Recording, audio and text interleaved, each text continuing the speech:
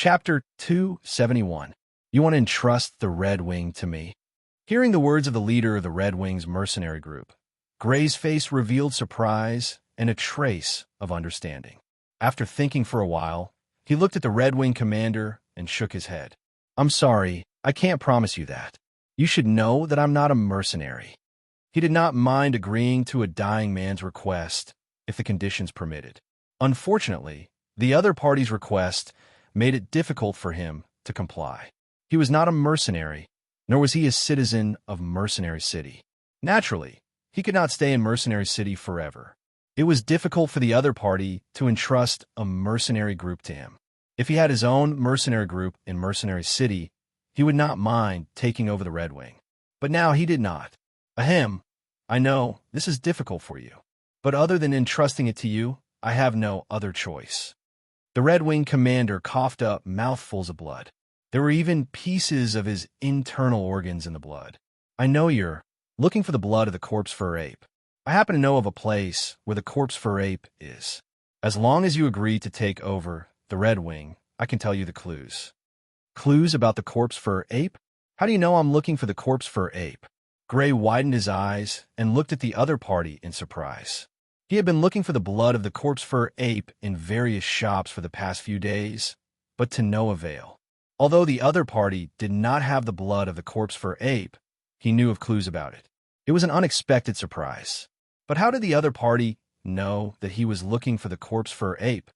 When you were in the shop yesterday, coincidentally, there was a member of the Red Wing who knew you. I wanted to visit you after this, but I didn't expect. The Red Wing commander smiled bitterly. A look of embarrassment appeared on Gray's face. He had been looking for clues related to the corpse fur ape. The ability of the corpse ape blood fiend was too powerful. Based on the corpse fur ape's ability, it could control 4 barbaric level blood fiends or 1 desolate level blood fiend.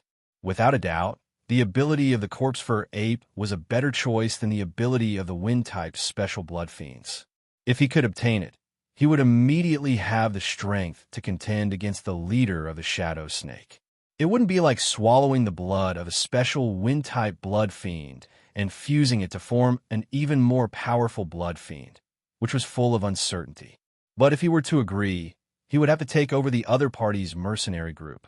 Most importantly, he would have to take over the hatred left behind by the other party. After a moment of consideration, Gray made a decision in his heart. His gaze was solemn as he spoke to the Red Wing commander. I promise you, but I can't stay in Mercenary City for long, so I'll have the Red Wing leave Mercenary City. The Red Wing's hatred mainly came from the Mantis mercenary group. The strength of the Mantis mercenary group's leader was just a berserker. With his current strength, he was naturally not afraid. The reason why he was unwilling to accept it was because he wasn't a mercenary and didn't want to get involved in this kind of thing. On the other hand, his relationship with the commander of the Red Wing was not that deep. There was no need for him to get into a conflict with a berserker. Now that he had information about the corpse fur ape as a reward, he didn't mind taking over the Red Wing. Moreover, there were several ferocious warriors in the Red Wing. If he could bring them back to the territory to help the Fergus family, it seemed like a good choice. Sure, you can ask them about the corpse hair ape. Please leave it to them. The Red Leaf mercenary group's leader found it extremely difficult to speak. After saying this, he heaved a sigh of relief and smiled slightly. His body suddenly went limp, and his eyes became completely lifeless. Leader. The 10 or so members of the Red Wing could no longer hold back their tears. Their voices were full of sorrow. The new Red Wing commander? Interesting, there really are people who aren't afraid of death. After confirming the death of the Red Wing commander, the Mantis mercenary group's leader looked coldly at Gray for a moment. He had a mocking expression on his face and then strode away. The Red Wing commander actually entrusted the Red Wing to a young man. I didn't expect the new Red Wing commander to be such a young man. What a pity. I'm afraid the Red Wing will be. On the spectator's stand, many mercenaries were discussing in low voices as they left. Some were curious, some were surprised, but most of them were not optimistic. Now that the Berserker warrior commander of the Red Wing had died in battle, the Mantis mercenary group was eyeing the Red Wing covetously, and the Red Wing had such a young man as its commander. It could be imagined that the Red Wing's days would not be easy in the coming days. Interesting, he actually became the commander of the Red Wing. The green-haired young man, Elijah, had a strange smile on his face as he looked at Gray in the middle of the dueling arena. A very smart choice. This Red Wing commander has great foresight. He actually entrusted the Red Wing to him before his death. The green-haired young woman, Samantha, also smiled. You seem to think highly of this person. The red-haired young woman, Felmia, looked at the two of them curiously. The reason why the blood of the Blade Weasel would be added in the next auction was because of these two people's request. If the Mantis mercenary group is still unwilling to give up, they will be the unlucky ones in the end. The green-haired young man, Elijah, said with certainty. He's a berserker. The red-haired young woman, Felmia, was slightly surprised. Looking at the other party's age, he should not be very old, but he was already a berserker. Even she, who had an extraordinary background, could not help but be slightly surprised. Aren't you curious about how he got that batch of berserker bloodfiend blood?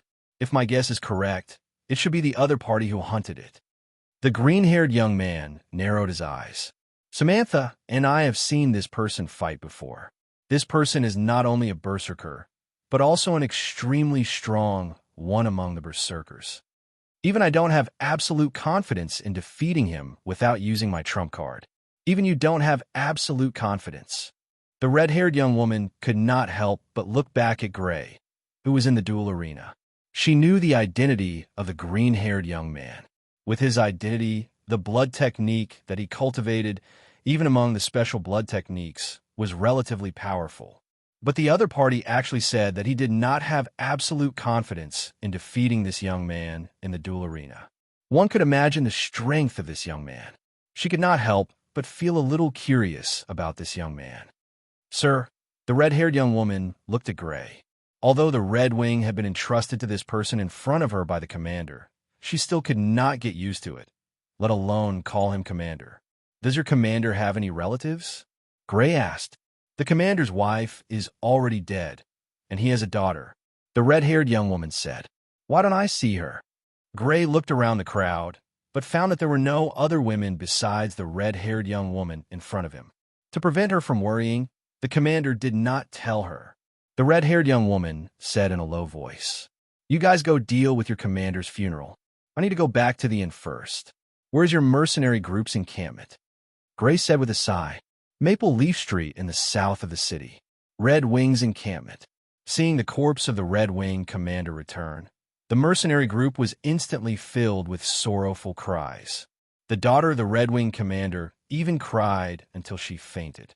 In a room, the corpse of the Red Wing commander was placed in a coffin, surrounded by white flowers. In the room, more than a dozen people stood with sorrowful expressions, a white flower on their chests. I don't approve of letting an outsider take over the commander's position. A black-haired young man said with a frown. Yes, I don't approve either. Another man who was slightly younger said, This is the commander's last wish. The red-haired young woman said with swollen eyes, And you should all know why the commander did this. The Red Wing had a total of more than 200 mercenaries. More than a dozen people present were the elites of the Red Wing. Among them were 2 ferocious blood warriors, 4 high-ranking blood warriors, and 8 middle-ranking blood warriors. They were all present when the Jade Lizard was besieged.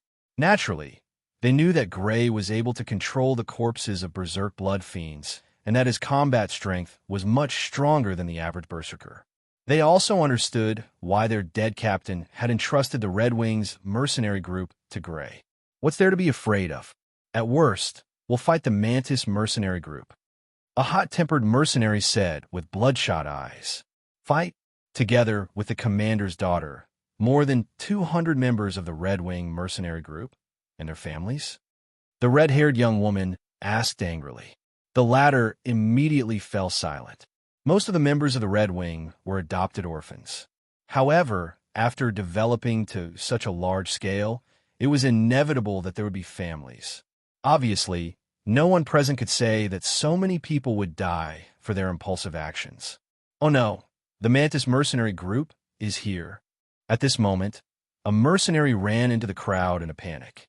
More than a dozen people rushed outside and saw dozens of Red Wing mercenaries lying on the ground in the courtyard.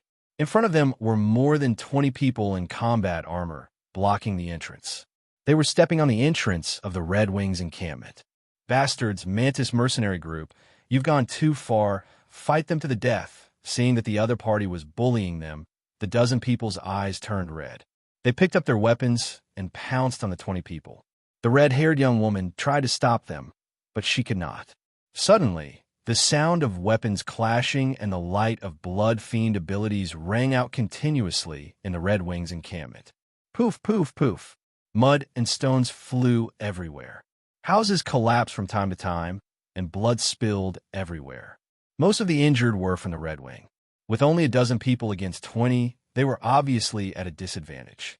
If it were not for the fact that Mercenary City did not allow deathmatch except in the arena, several of the dozen people would have been killed.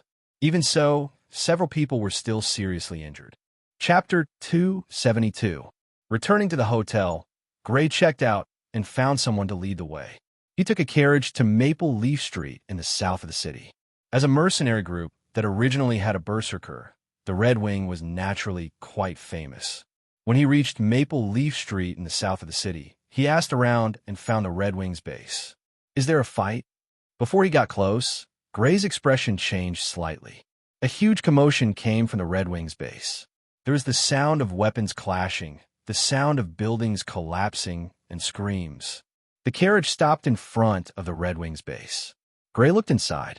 Two groups of people in combat armor were fighting. One of them was the Red Wing mercenaries that Gray had met in the duel arena. The other group had more people and was currently suppressing the Red Wing mercenaries. In addition, there were dozens of mercenaries in leather armor surrounding them. From time to time, they would attack the unknown mercenaries, but they would be immediately sent flying by the other party. They would either vomit blood, have their arms broken, or break their legs. Whoosh! Gray rushed in and came to the side of the two people fighting. He punched the mercenary who did not belong to the Red Wing in the stomach. Immediately, this person was sent flying. After landing, he bent over on the ground like a shrimp and could not get up for a long time. Who are you? This is a matter between the Mantis mercenary group and the Red Wing. You better not get involved. Otherwise, don't blame the Mantis mercenary group for being rude. Seeing someone suddenly appear and send their companion flying, someone scolded Gray. It's him. He's the new leader of the Red Wing. Someone who had seen Gray in the duel arena immediately said. A ruthless glint flashed in the eyes of a man with the strength of a ferocious warrior. He quickly rushed towards Gray, the machete in his hand slashing horizontally at Gray, intending to cut open Gray's stomach. Whoosh! Gray snorted. His eyes were cold. He did not draw his sword. Instead, he clenched his fist and punched out. Seeing that Gray didn't even try to dodge the punch, the man sneered. The saber in his hand exploded with an even faster speed as it slashed out. He could already imagine the scene of him chopping off his opponent's finger. Clang! The blade of the saber collided with Gray's fist of flesh and blood. Unlike what he had imagined, his fingers were not chopped off. Not even the skin and flesh were torn apart. Only sparks were produced. Bang! An unimaginable force was transmitted into the saber. The saber in the man's hand suddenly swung backward, and the back of the saber hit the man's chest. Puff! Spitting out a mouthful of blood, the man's body flew out uncontrollably and smashed into the wall beside him. The wall was smashed, leaving a human-shaped hole in the wall. Simon? The mercenaries of the Mantis mercenary group turned around to look at the comrade of the ferocious warriors who had been sent flying with a single punch. They did not understand what had happened. The two ferocious warriors' mercenaries had their companions stall their opponents while they charged towards Gray. Swish! Seeing the two men charging towards him, Gray did not retreat. Instead, he took a step forward. When he was only 1 meter away from the man in front, he swept his leg out horizontally. Before the man could wield his weapon, his leg swept straight at the man's waist. Bang! The man flew out like a scarecrow and smashed into a house. He directly smashed through the wall and fell inside. At this moment, the other man had just arrived. Seeing that another of his companions had been defeated so easily, he was slightly fearful. However, he still gritted his teeth and stabbed at Gray with his long sword wrapped in flames. Creak! Gray caught the long sword in his hand. Flames lingered on the sword, but Gray's hand did not seem to feel the slightest bit of pain as he held the sword firmly in his hand. Then, his other hand hammered out with a heavy force like a pile driver and landed a punch on the man's chest. Puff! The hand holding the sword fell off. The man flew out with blood flowing from the corner of his mouth. In addition to being able to control the berserk blood fiends, he is also so strong. The woman in the red combat suit looked at Gray in surprise. He had already injured 3 ferocious blood warriors of the Mantis mercenary group in a short time. It was a completely one-sided battle. The 3 ferocious blood warriors of the Mantis mercenary group were not much stronger than 3 ordinary people. He is much stronger than the ferocious blood warriors. Is this because he has cultivated a special blood technique? Is it because he is already a berserk warrior? The woman in the red combat suit was uncertain. He is the new commander? 2 ferocious blood warriors were not his match. How strong is he? The other members of the Red Wing were also shocked. Some of their eyes revealed a faint light. The new commander was actually a young man who was not even a member of the Red Wing. Although they knew that it was the commander's last wish, they were still dissatisfied and worried. They were dissatisfied that the new commander was an outsider who was too young. They were worried about whether the new commander could lead the Red Wing to face the threat of the Mantis mercenary group. But at this time, seeing the new commander's strong combat power, some people could not help but feel that maybe he could really lead the Red Wing to fight against the Mantis mercenary group. Bang, bang, bang. Gray attacked continuously. More than 20 members of the Mantis mercenary group were seriously injured and fell to the ground. After a while, these people got up in a sorry state and gathered together. They looked at Gray with vigilant eyes. Each of them was injured and looked miserable. This is a matter between us and the Red Wing. How dare you interfere? Our commander will not let you go. The man who seemed to be the leader of the group said sternly. I won't let him go either. Gray took a step forward. Suddenly, the man was so frightened that he could not help but take 3 big steps back. Gray had no intention of attacking the man again. He looked at him coldly and said, Go back and tell your commander that I will wait for him at the duel arena tomorrow morning. If the feud between the Red Wing and the Mantis mercenary group could be stopped after the death of the commander of the Red Wing, he would not attack the Mantis mercenary group. The dead commander of the Red Wing had asked him to take over the Red Wing. The purpose was for him to provide protection for the Red Wing, not for him to avenge himself. Therefore, after taking over the Red Wing, he would at most provide limited protection for the Red Wing. He would not take the initiative to avenge the Red Wing. However, the way the Mantis mercenary group came knocking on his door and refused to let him go made him change his mind. He could not stay in the Red Wing forever and wait for the Mantis mercenary group to come to his door to protect the Red Wing in time. Therefore, he chose the most direct method. He directly challenged the commander of the Mantis mercenary group to solve the problem once and for all. Who do you think you are? What right do you have to challenge our commander? How dare you challenge our commander? You have a death wish, hearing that Gray intended to challenge the commander of their own mercenary group to a duel. The Mantis mercenary group's mercenaries who were seriously injured by Gray all sneered. Even the dead commander of the Red Wing was not a match for their commander. How could this person be a match for their commander? You just wait. After saying such harsh words, more than 20 people supported each other and left the Red Wing station in a sorry state. Commander, the woman in the red combat suit came forward. She was lightly injured, but there was a slight wound on her hand. She opened her mouth and finally called out, Commander! Intimidated by the strength that Gray had just shown, some mercenaries also called out, Don't call me that. Although I agreed to take over the Red Wing, I have no intention of becoming the commander of the Red Wing. Gray reached out and interrupted these people, shaking his head slightly. Audash! The woman in the red combat suit was stunned. He was willing to take over the Red Wing, but did not intend to become the commander of the Red Wing? We'll discuss this later. First, take me to pay respects to your commander. Gray did not explain further and said, When they came to the room where the coffin was placed, Gray saw the coffin surrounded by white flowers. In addition, next to the coffin, he saw a girl in black kneeling there. Seeing the group enter, The girl looked up blankly, revealing a delicate face with traces of tears. She glanced at them, then lowered her head blankly. Gray glanced at the girl.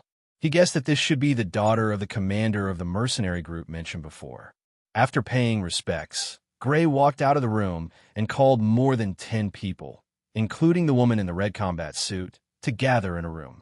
Since I agreed to the request of the deceased commander of the mercenary group, I will naturally take charge of the Red Wing and be responsible for the Red Wing. Gray glanced at the more than 10 people and said, "But after all, I'm not a mercenary, and I can't carry out mercenary missions with you for a long time. I will only help you when you are in trouble. So, I will not be your commander. The position of commander will be decided by your own recommendation." The more than 10 people, including the woman in the red combat suit, all looked at each other. After a moment, the woman in the red combat suit said, "What about the Mantis mercenary group?" "Don't worry about the Mantis mercenary group. As you heard, I will challenge their commander tomorrow.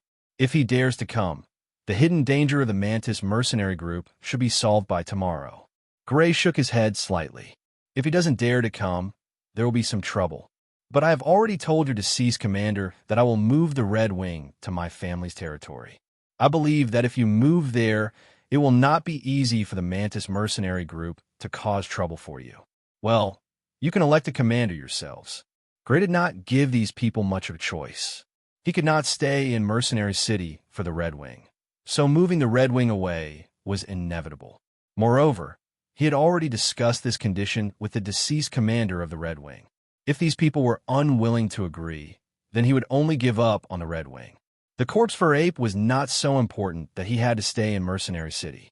This was not considered treachery. After all, the conditions had already been agreed upon. Chapter 273. After a discussion among the higher-ups of the Red Wing, they finally decided to elect a man named Hobbs as their leader. He was a black-haired, black-bearded man with the strength of a ferocious blood warrior. He had a high prestige in the Red Wing. "Sir Gray, you're challenging the leader of the Fighting Mantis mercenary group tomorrow. We're your berserk blood fiends. Do you need us to help you transport them to the duel arena?" The black-haired man, Hobbs, asked Gray. "I didn't bring them." Gray shook his head and said, "You didn't bring them? How come?" Hearing this, the higher-ups of the Red Wing could not help but change their expressions. Although Gray's combat strength was already extraordinary, what gave them the greatest confidence was still the 4 berserk blood fiends of Gray. They believed that the 4 berserk blood fiends could definitely tear the leader of the Fighting Mantis mercenary group to shreds. But now, Gray actually said that he did not bring the 4 berserk blood fiends with him. "Sir Gray, about tomorrow's duel between you and the leader of the Fighting Mantis mercenary group." The woman in red, whose name was Alice, looked worried. "Since I dare to challenge the leader of the Fighting Mantis mercenary group, I naturally have confidence." Gray shook his head slightly and then looked at the woman in red, Alice. "You heard the agreement between your former leader and me at that time. Where's the corpse hair AP mentioned?" The higher-ups of the Red Wing looked at each other. Gray had already challenged the leader of the Fighting Mantis mercenary group to a duel. They were not worried that Gray would no longer care about the Red Wing after hearing the news. Finally, the woman in red, Alice, said, "We found the corpse hair ape in the Thunder Forest." Thunder Forest? Gray recalled and could not remember this forest. He could not help but ask, "Where is this forest located?" "It is in the territory of the Duke of Niam's family," Alice replied. Duke of Niam's territory. Gray nodded and understood the general direction. The Navam Dukedom was located at the southern border of the Purple Moon Kingdom, bordering the Flame Kingdom. If he wanted to go there, Gray would have to go back the way he came, back to the Sidourney territory, and then pass through the Sidourney territory. He would have to travel the same distance as Mercenary City before finally arriving. The last time he met it, what were the ranks of the blood fiends guarding it? "We didn't dare to get too close. We only took a look from afar and then left. However, judging from their size, there should be 2 barbarian-level blood fiends and 7 or 8 savage-level blood fiends. 2 barbaric-level blood fiends and 7 or 8 savage-level blood fiends." Gray was delighted at first, but then he couldn't help but frown. To be able to control 2 barbarian-level blood fiends and 7 to 8 mad-level blood fiends. Even if this blood fiend was not a corpse fur ape, it was definitely a high-level blood fiend. However, to be able to control 2 barbarian-level blood fiends and 7 or 8 savage-level blood fiends, this was a little difficult. Although his strength was not bad, he was definitely not a match for 2 barbarian-level blood fiends and 7 or 8 savage-level blood fiends, even if he only used his physical strength. Hunting the corpse fur ape will take some time. With my current strength, it's not enough to hunt it. After hesitating for a long time, Gray finally shook his head helplessly. With his current strength, hunting the corpse fur ape was no different from courting death. Therefore, the plan to hunt the corpse fur ape could only be put aside for the time being. It seems that I still need to consume the blood of a barbarian-level wind-type special blood fiend. Originally, with the corpse fur ape as a better choice, he was prepared to leave the opportunity to consume the blood of the corpse fur ape. However, it was impossible to hunt the corpse fur ape in a short period of time. If he wanted to become stronger, he could only choose to consume the blood of a barbarian-level wind-type special blood fiend. However, if the power of my frosty wind blade can reach the barbarian level after consuming the blood, I should be able to hunt the corpse fur ape. A sharp light flashed in Gray's eyes. What's going on? Why are all of you so badly injured? The leader of the Mantis mercenary group asked angrily when he saw that the mercenaries who were sent to deal with the Red Wing were all badly injured. It's the new leader of the Red Wing. It's that guy who led the Red Wing's men to injure us. That guy is very heavy-handed. Many of our brothers have fractured bones. Moreover, that guy even clamored that he would challenge you to a duel in the arena tomorrow morning. Leader, you must avenge us. That's right. That guy is too arrogant. You must kill him. The 20 or so injured members of the Mantis mercenary group all said angrily. He injured all of you and challenged me to a duel in the morning tomorrow? Did he really say that? The leader of the Mantis mercenary group's face darkened. Yes, leader. That's what that guy said. A member of the Mantis mercenary group who had the strength of a ferocious blood warrior said. How is his strength? The leader of the Mantis mercenary group looked gloomy, like a volcano that would erupt at any time. Very strong. Another member of the Mantis mercenary group, who had the strength of a ferocious warrior, said with a serious expression. Both goes, and I besieged him, but we were no match for him. It's very likely that he's already a ferocious warrior. It's very likely that he's already a ferocious warrior. The leader of the Mantis mercenary group's eyes flickered with uncertainty. On the second morning, a large number of mercenaries rushed to the duel arena. Very quickly, the duel arena was filled with people. Among them, there was no lack of powerful mercenary groups.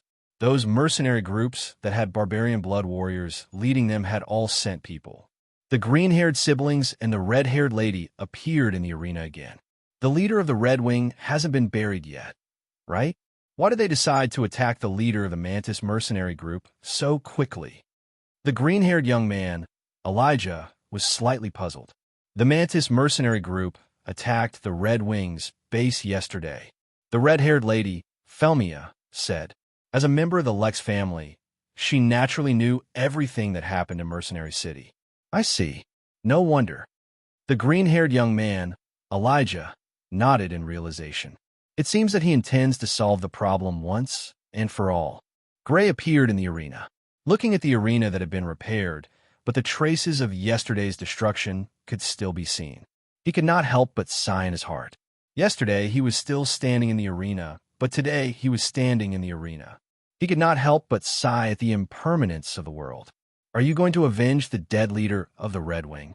The leader of the Mantis mercenary group walked out from a passage and looked coldly at Gray. Originally, he did not think much of a young man like Gray, but the news from his subordinates yesterday made him pay more attention to Gray. He could easily defeat the siege of 2 ferocious warriors, and most importantly, he had the guts to challenge him, a ferocious warrior. His ability was very likely that he was also a ferocious warrior. His opponent was so young, but he was already a ferocious warrior. He could not help but be slightly wary of his background. Fortunately, this was Mercenary City, a place where the aristocratic forces could not interfere. Although he was wary, He was not afraid of him. No, I don't intend to avenge him. Gray shook his head. You don't intend to avenge him? Hearing this unexpected answer, the leader of the Mantis mercenary group was slightly surprised. Yes, I don't intend to avenge him, but I promised him to take over the Red Wing. In other words, the Red Wing is now my force. Gray looked at the leader of the Mantis mercenary group calmly. I don't care about the grudges between you and the Red Wing, but after this, your Mantis mercenary group can no longer attack the Red Wing, because it is already my force. That's impossible. If the Red Wing is not destroyed, my Mantis mercenary group will never stop. The leader of the Mantis mercenary group snorted coldly. Then there's no other way. Gray shrugged. Since the other party did not agree to his condition, there was naturally no room for discussion. In other words, you want to take over the grudges between the Red Wing and my Mantis mercenary group. The leader of the Mantis mercenary group said coldly. If you want to think of it that way, you can say that. Gray's face turned cold. Humph. The leader of the Mantis mercenary group snorted coldly. He crossed his left and right hands and pulled out 2 swords from his waist. White light suddenly flashed on the 2 swords. Taking advantage of the dazzling white light, he suddenly leaped out and quickly rushed toward Gray. In a duel of life and death, he did not care whether he was despicable or not. Swish, swish. The distance of dozens of meters was covered in the blink of an eye. The short sword in his left hand pierced toward Gray's heart, while the short sword in his right hand swept toward Gray's throat. At the same time, he aimed at 2 of Gray's vital points. Whoosh! The 2 short swords slid through Gray's throat and heart respectively, but his expression changed slightly. He quickly crossed the 2 swords in front of his chest to protect himself. Crackle, crackle! At this moment, a sword flashing with lightning came slashing straight at him. It was Gray who made the move. What the leader of the Mantis mercenary group passed by just now was just his fast-moving afterimage. As for him who was dazzled at first, how could it be possible with his infrared perception? Boom! With a loud boom, dirt and rocks flew everywhere. The air shook violently, and the snow in the sky was directly blown away by the raging wind. The leader of the Mantis mercenary group retreated continuously to reduce the force, but Gray did not move at all. The difference in strength between the two was clearly shown. In addition, Gray's speed was obviously faster than the leader of the Mantis mercenary group. Whether it was speed or strength, Gray was superior to the leader of the Mantis mercenary group. The opponent's speed and strength are stronger than mine. After coming to this conclusion, the leader of the Mantis mercenary group suddenly became slightly dignified as he retreated. At their level, a battle was no longer a competition of speed and strength. The ability of the Blood Fiends was the main factor in a battle. However, powerful speed and strength were obviously an advantage. This made him wary of Gray. Chapter 274. This person is so young, but he's already a berserker. The leader of the Mantis mercenary group is actually being suppressed. The new leader of the Red Wing is actually so strong. On the spectator stand, many mercenaries were whispering to each other. Their eyes were filled with surprise. I didn't expect the new leader of the Red Wing to have such strength.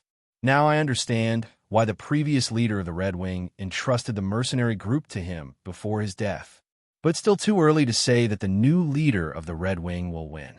We'll have to see the later battles to make a judgment. The various large mercenary groups who came to watch the battle were discussing. The key is still the competition of the Blood Fiend's abilities. It's an old man with white hair. Seeing the person who spoke, many of the mercenaries on the spectator's stand restrained their arrogance and looked at him with a hint of reverence. The old man in front of them was the leader of the Storm mercenary group, a genuine berserker. Whoosh! Looking at the retreating leader of the Mantis mercenary group, Gray's figure flickered. When he reappeared, he was already on the right side of the leader of the Mantis mercenary group. Lightning flashed on his long sword as he slashed at the leader's throat. Not good. The strong wind coming from the side made the leader of the Mantis mercenary group change his expression slightly. In a hurry, he only had time to block with the dagger in his right hand. Clang! His strength was originally weaker than Gray's, and with one hand blocking the long sword that Gray was holding with both hands, The result was imaginable. Although the leader's throat was blocked, Gray's longsword slid down and brushed past the leader's chest. Even with the protection of the combat armor, the leader still couldn't completely block the attack. A charred scratch appeared on the leader's chest. Lightning also spread from the wound to the leader's entire body. The leader's body stiffened, apparently affected by the numbing effect of the lightning. Swoosh! Gray naturally wouldn't stop after his successful attack. The long sword made a turn in the air and attacked the leader of the Mantis mercenary troop from the other side. Boom! There was a violent explosion, and a figure flew out. However, the person who flew out was not the leader of the Mantis mercenary group, but Gray. Just as Gray's sword was about to hit the leader of the Mantis mercenary group again, the dagger in the leader's hand suddenly emitted a blinding white light. Its length increased sharply from 30 centimeters to 2 meters, turning into a huge blade of light. It chopped down on Gray's sword. The surrounding wind and snow seemed to have been split into 2 halves, and Gray was sent flying as if he had been hit by a train. Magic weapons are actually so powerful. Could it be a magic weapon that has surpassed iron and reached bronze rank? Stumbling to the ground, Gray felt the numbness in his hands. Doubt flashed across his face. The power that the other party unleashed in an instant was far beyond that of an ordinary magic weapon. It was definitely not a power that an ordinary magic weapon could unleash. Thinking back to the battle between the other party and the former Red Wing leader yesterday, he didn't see Windblade use his Blood Beast ability. He had a guess. This should be his Blood Beast ability. The white light that was attached to the weapon should be the other party's Blood Beast ability. However, the other party's Blood Beast ability was rather special. It could be attached to the weapon, and it wasn't the kind that could be detached from the body to attack. The combination of physical strength and Blood Beast ability? No wonder it has such destructive power. Although such a Blood Fiend ability could only be used in close combat, it could be combined with the strength of the physical body to unleash a destructive power that surpassed the strength of the physical body and the Blood Fiend ability. Damn brat! Glancing at the charred wound on his chest and feeling the slight numbness in his body, the Mantis mercenary group leader's eyes flashed with a cold glint. The 2 huge light blades in his hands made him look even more like a huge mantis. Whoosh! The hands holding the blades were slightly behind his back. With a slightly strange running posture, a ferocious look flashed across his face as he pounced toward Gray fiercely. Deep footprints appeared on the ground as he ran at high speed. Snow and gravel flew everywhere. The momentum was extremely great as he charged toward Gray like a shooting star. You want to fight me in close combat? Looking at the other party charging toward him, Gray's expression didn't change. The other party's Blood Beast ability was very special. It was very advantageous in close combat, but it wasn't enough to make him afraid. Swoosh! In front of him, an icy green wind blade appeared. It was as swift as a green light as it charged toward the approaching leader of the Mantis mercenary group. In the blink of an eye, it was already close to the leader of the Mantis mercenary group. Knowing the characteristics of the other party's Blood Beast ability, Gray naturally wouldn't engage in close combat with the other party. Looking at the attacking wind blade, the leader of the Mantis mercenary group snorted coldly. He swung the huge blade of light in his right hand and violently slashed it down. He believed that with his current destructive power, a normal wind blade would definitely not be able to withstand it. That was the truth. Crack! The icy green wind blade shattered like glass, producing a crisp sound. Seeing this, the leader of the Mantis mercenary group showed a trace of contempt in his eyes. The power of this wind blade could only be considered average among those of the mad level. It seemed that although the other party's physical strength was strong, his Blood Beast ability was only average. But at this moment, whoosh, with the shattered icy wind blade as the center, a white chill spread out and quickly spread in all directions. A visible layer of ice appeared on the ground and quickly spread in all directions. A gust of cold air spread toward the leader of the Mantis mercenary group. Bearing the brunt, the leader of the Mantis mercenary group's right hand, which was holding the blade, was suddenly covered with bone-chilling ice. In addition, ice was also spreading on his feet. Cold air, this is cold air. Surrounded by the cold air, the leader of the Mantis mercenary group's pupils shrank.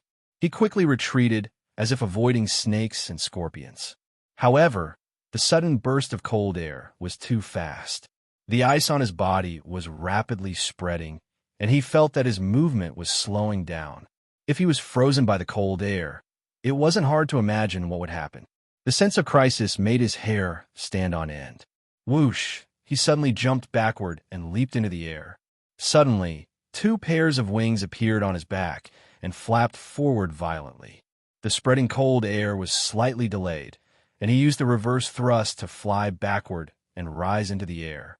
There's cold air mixed in the wind blade. Leaping into the air to avoid the spreading cold air, the leader of the Mantis mercenary group looked at the ice that had spread to his right wrist and legs. A trace of surprise appeared on his face. And this power...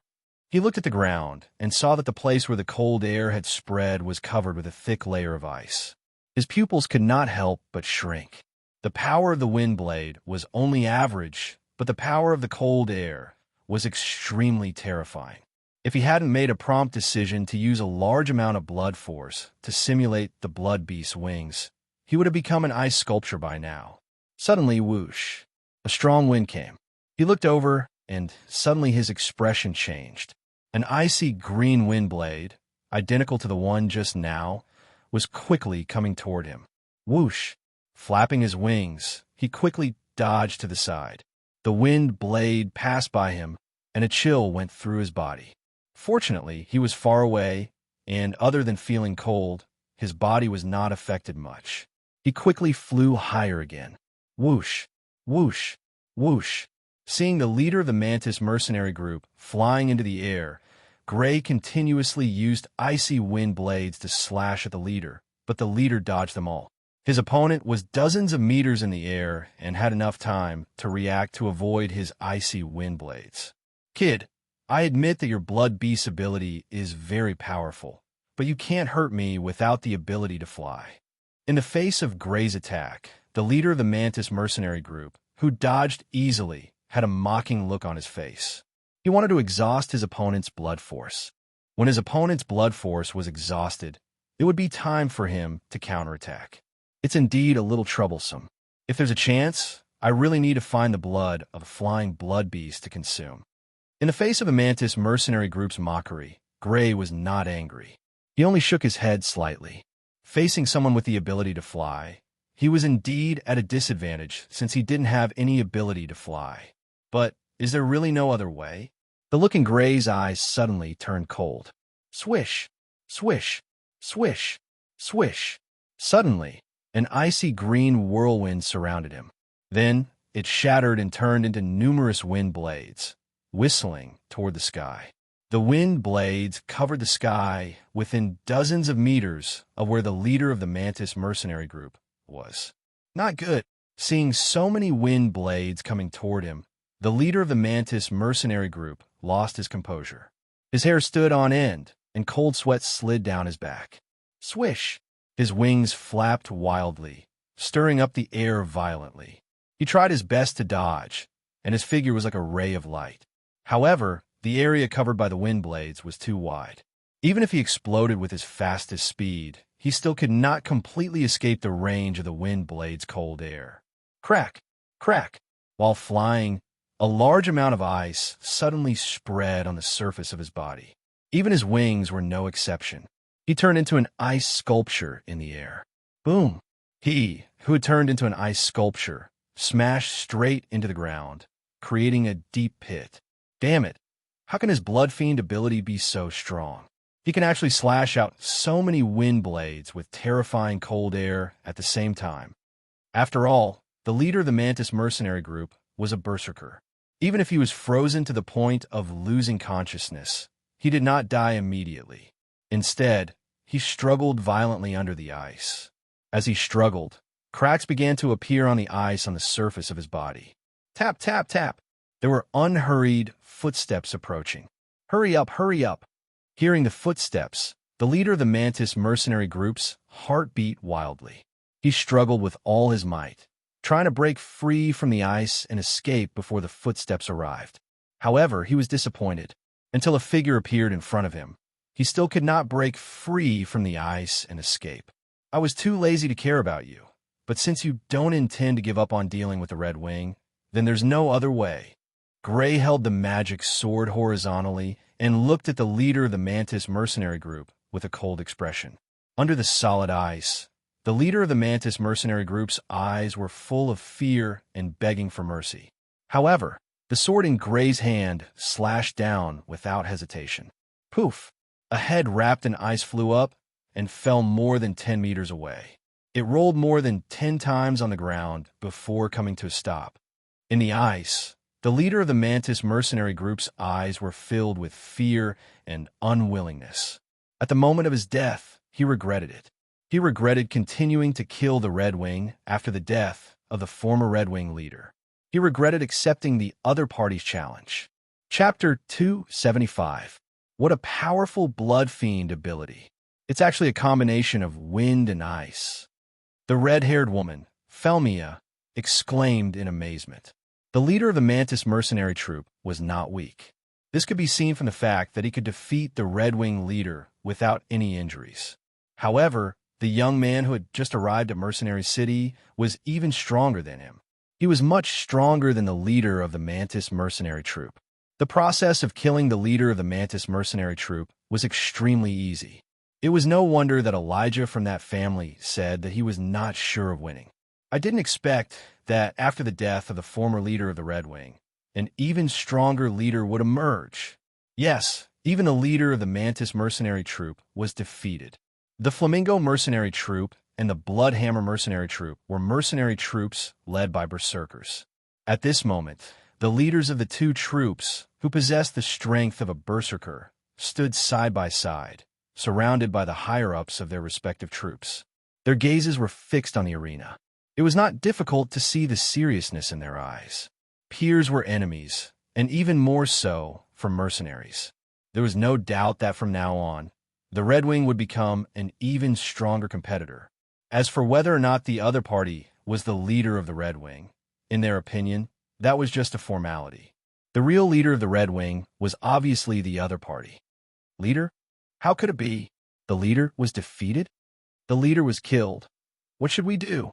The mercenaries of the Mantis mercenary troop who had come to watch the battle were all pale and panicked.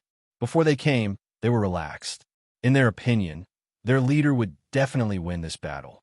Even the former leader of the Red Wing was no match for their leader, let alone this person. However, the result was completely out of their expectations.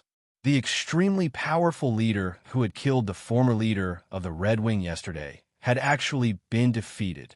What made them even more panicked was the leader was killed and the Mantis mercenary troop had lost a berserker. Moreover, the conflict with the Red Wing had reached an irreconcilable stage. They were confused and uneasy, not knowing what to do in the future. He won. He really won. He won without even using his blood fiends. On the Red Wing's side, the people who had been worried since the beginning of the battle were completely relieved and ecstatic. He really won. Alice, who was wearing a red battle suit, had a surprised look in her beautiful eyes. Perhaps if the Red Wing mercenary group is under his control, it will become even stronger than it is now. Hobbs, the current commander of the Red Wing, had a look of excitement in his eyes. He knew that he was a mercenary group leader in name only. Previously, he still held some grudges, but now he didn't care. With his strength as a ferocious blood warrior, how far could he lead the Red Wing? Without a doubt, the Red Wing could only grow stronger by following him. Making the Red Wing stronger and stronger was the dream and pursuit of every Red Wing mercenary. Crack! After shattering the ice, Gray took the Mantis mercenary captain's 2 short knives and money pouch. He took one last look at the Mantis mercenary captain's corpse before he turned around and left. The commander of the Mantis mercenary troop was not weak. The blood technique that he cultivated was able to combine his physical strength with his blood fiend's ability to unleash a power that far exceeded any one of them. It also had the ability to fly, which was extremely difficult to deal with. However, Sui Xiong was stronger than the other party. The combination of the Wind-type Blood Fiend's ability and the special Ice Blood Fiend's ability to form an icy wind blade was extremely effective against the other party's fighting style of combining his physical strength with his Blood Fiend's ability. After the other party took it head-on once, he no longer dared to take the icy wind blade head-on. Later on, the other party relied on his flying ability to dodge many of Sui Xiong's icy wind blades. However, after Sui Xiong fully utilized his Blood Fiend's ability, the terrifying chill covered an area and froze him into an ice sculpture. In the end, his neck was cut off. After staying at the Red Wings encampment for a while, at noon, Gray took a carriage to the Lex Merchants Association to participate in the auction organized by the Lex Merchants Association. There were already many people at the auction venue, and many of them were mercenaries. As Sui Xiong walked into the auction venue, many people looked over. There were many mercenaries who had watched the battle in the morning. At this moment, many mercenaries in the auction venue recognized Sui Xiong. Some mercenaries who did not know him immediately understood after their companions whispered to them. They quickly restrained their arrogant aura and looked at Gray with a tinge of fear and respect. To mercenaries, power was the most important thing. In the face of a powerful person who could easily take their lives, they could not help but develop feelings of fear and respect. After scanning the auction venue, Gray walked to the first few rows and sat down in an empty seat. Beside him was a burly man with a red nose. When he saw Gray sitting beside him, the burly man, who was usually loud and boisterous, stuttered because of nervousness. "Sir Gray." "Yes, there shouldn't be anyone here, right?" Gray nodded and replied to the other party. Gray's name had spread far and wide after the battle in the morning. No. The burly man waved his hands, and the hair on his forehead was slightly wet. Although he knew that a powerful person was still human and had his own rationality and would not suddenly attack him, he could not help but feel nervous when he thought of Sui Xiong's power. It was just like when he saw a blood fiend in the forest. Even if the blood fiend ignored him, he could not help but feel nervous. This was the instinct of a creature to seek good fortune and avoid harm, and it was affecting him, reminding him to stay away from this person who could easily take his life. Seeing the other party like this, Gray did not say anything else and quietly waited for the auction to begin. "Sir Gray, welcome to the auction organized by the Lex Merchants Association. Our association has prepared a private room for you. Please follow me." Not long after, a slightly plump man wearing high-quality clothing walked over with a courteous smile. "All right, thank you." Gray looked at the man and stood up. Since he could enjoy special treatment, he naturally would not reject it. He did not despise special treatment. Under the man's lead, Gray came to an elegantly decorated VIP room. After waiting for a while, the auction officially began. The first auction item is the magic medicine Golden Lotus. It grows in swamps and needs a few years to fully mature. It has the effect of assisting training and is suitable for people who practice any blood spells. If it is made into a magic medicine by a master alchemist, the effect will be even better. The starting price is 1,000 gold coins. The auction starts now, and each bid must not be less than 100 gold coins. The auctioneer was a beautiful lady wearing a white fur dress. Her breasts were very large, and people could not help but worry if they would be too big for her. She smiled and opened the box, revealing a golden lotus seed about the size of a pigeon's egg. 1,500 gold coins. 1,700 gold coins, 2,000 gold coins, 5,000 gold coins. Finally, this golden lotus was bought by an old man. The scale of this auction was obviously a level higher than the one Gray had attended in Tout City. It was no wonder that the Lex family had a king-level warrior in charge. The second auction item is Sweet Fruit, a rare magic medicine. When placed in the mouth, it has the effect of curing hundreds of poisons. The third auction item is the magic weapon Jasper Spear.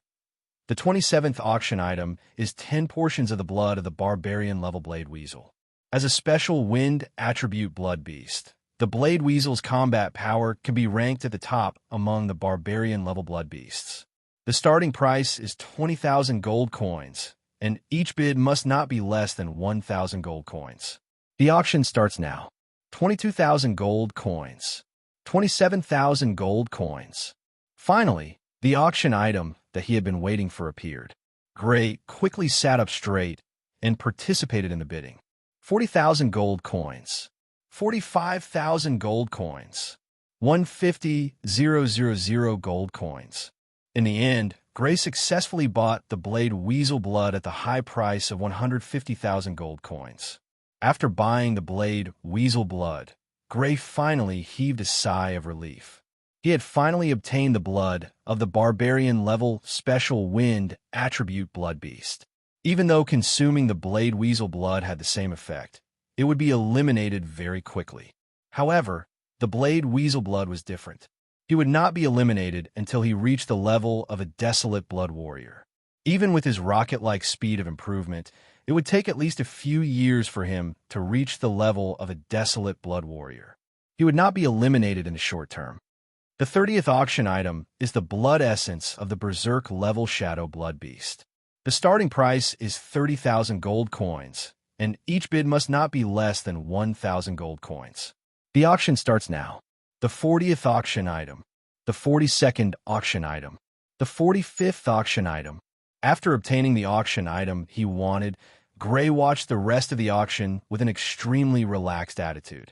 Even though there were many good items, he had no intention of participating in the auction. He was currently in debt and did not dare to use his money casually. Fortunately, he had obtained a total of 900,000 gold coins from selling the Berserk level Blood Beast blood. Coupled with the gold coins he already had, it was enough to pay off the 1,050,000 gold coins he owed Sophia. The next 5 auction items will be very special. On the auction stage, the beautiful lady swept her gaze across the entire auction venue, focusing on the few private rooms, and said with a smile, "I'm sure some of you already know. That's right, it's the blood of a king level blood beast. Yes, you didn't hear wrong. It's not the blood of a barbarian level blood beast or a desolate level blood beast. It's the blood of a king level blood beast, a thunder dragon. There are a total of 5 sets, and each set will be auctioned separately. Now, we present the first set of blood of a king level blood beast. A beautiful maid, escorted by 2 solemn-looking men in battle attire, carried a tray to the auction stage. On the tray was a small crystal container. More than half of the crystal container was filled with a bright red liquid. Under the illumination of the auction stage's rune lights, it flickered with a bewitching red light. Chapter 276. Blood of a king-level blood beast. Did I hear wrongly?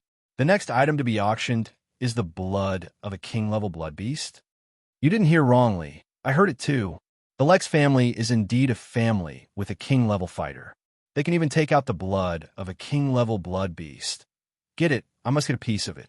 That's the blood of a king-level blood beast. After consuming it, my blood beast ability might mutate. Dream on. Even if it's just 1 piece of king-level blood beast blood, it will definitely be auctioned at a sky-high price. With our wealth, it's impossible for us to get it. Hearing the pretty lady's words, the auction venue was in an uproar. King-level blood beasts were the synonym of strength and terror. Every time they appeared, they would be followed by destruction. Throughout history, they had charged into cities several times, only to end up in destruction. What did they just hear? They heard that the Lex's Chamber of Commerce would be auctioning off the blood of a king-level blood beast. Everyone was first stunned, then excited. Some mercenaries with some wealth even stared at the crystal bottle containing the blood of a king-level blood beast on the auction stage. On the contrary, the private rooms were very quiet. Those who were able to sit in the private rooms were definitely people of high status. Many of them had already known that the finale of the auction would be the blood of a king-level blood beast.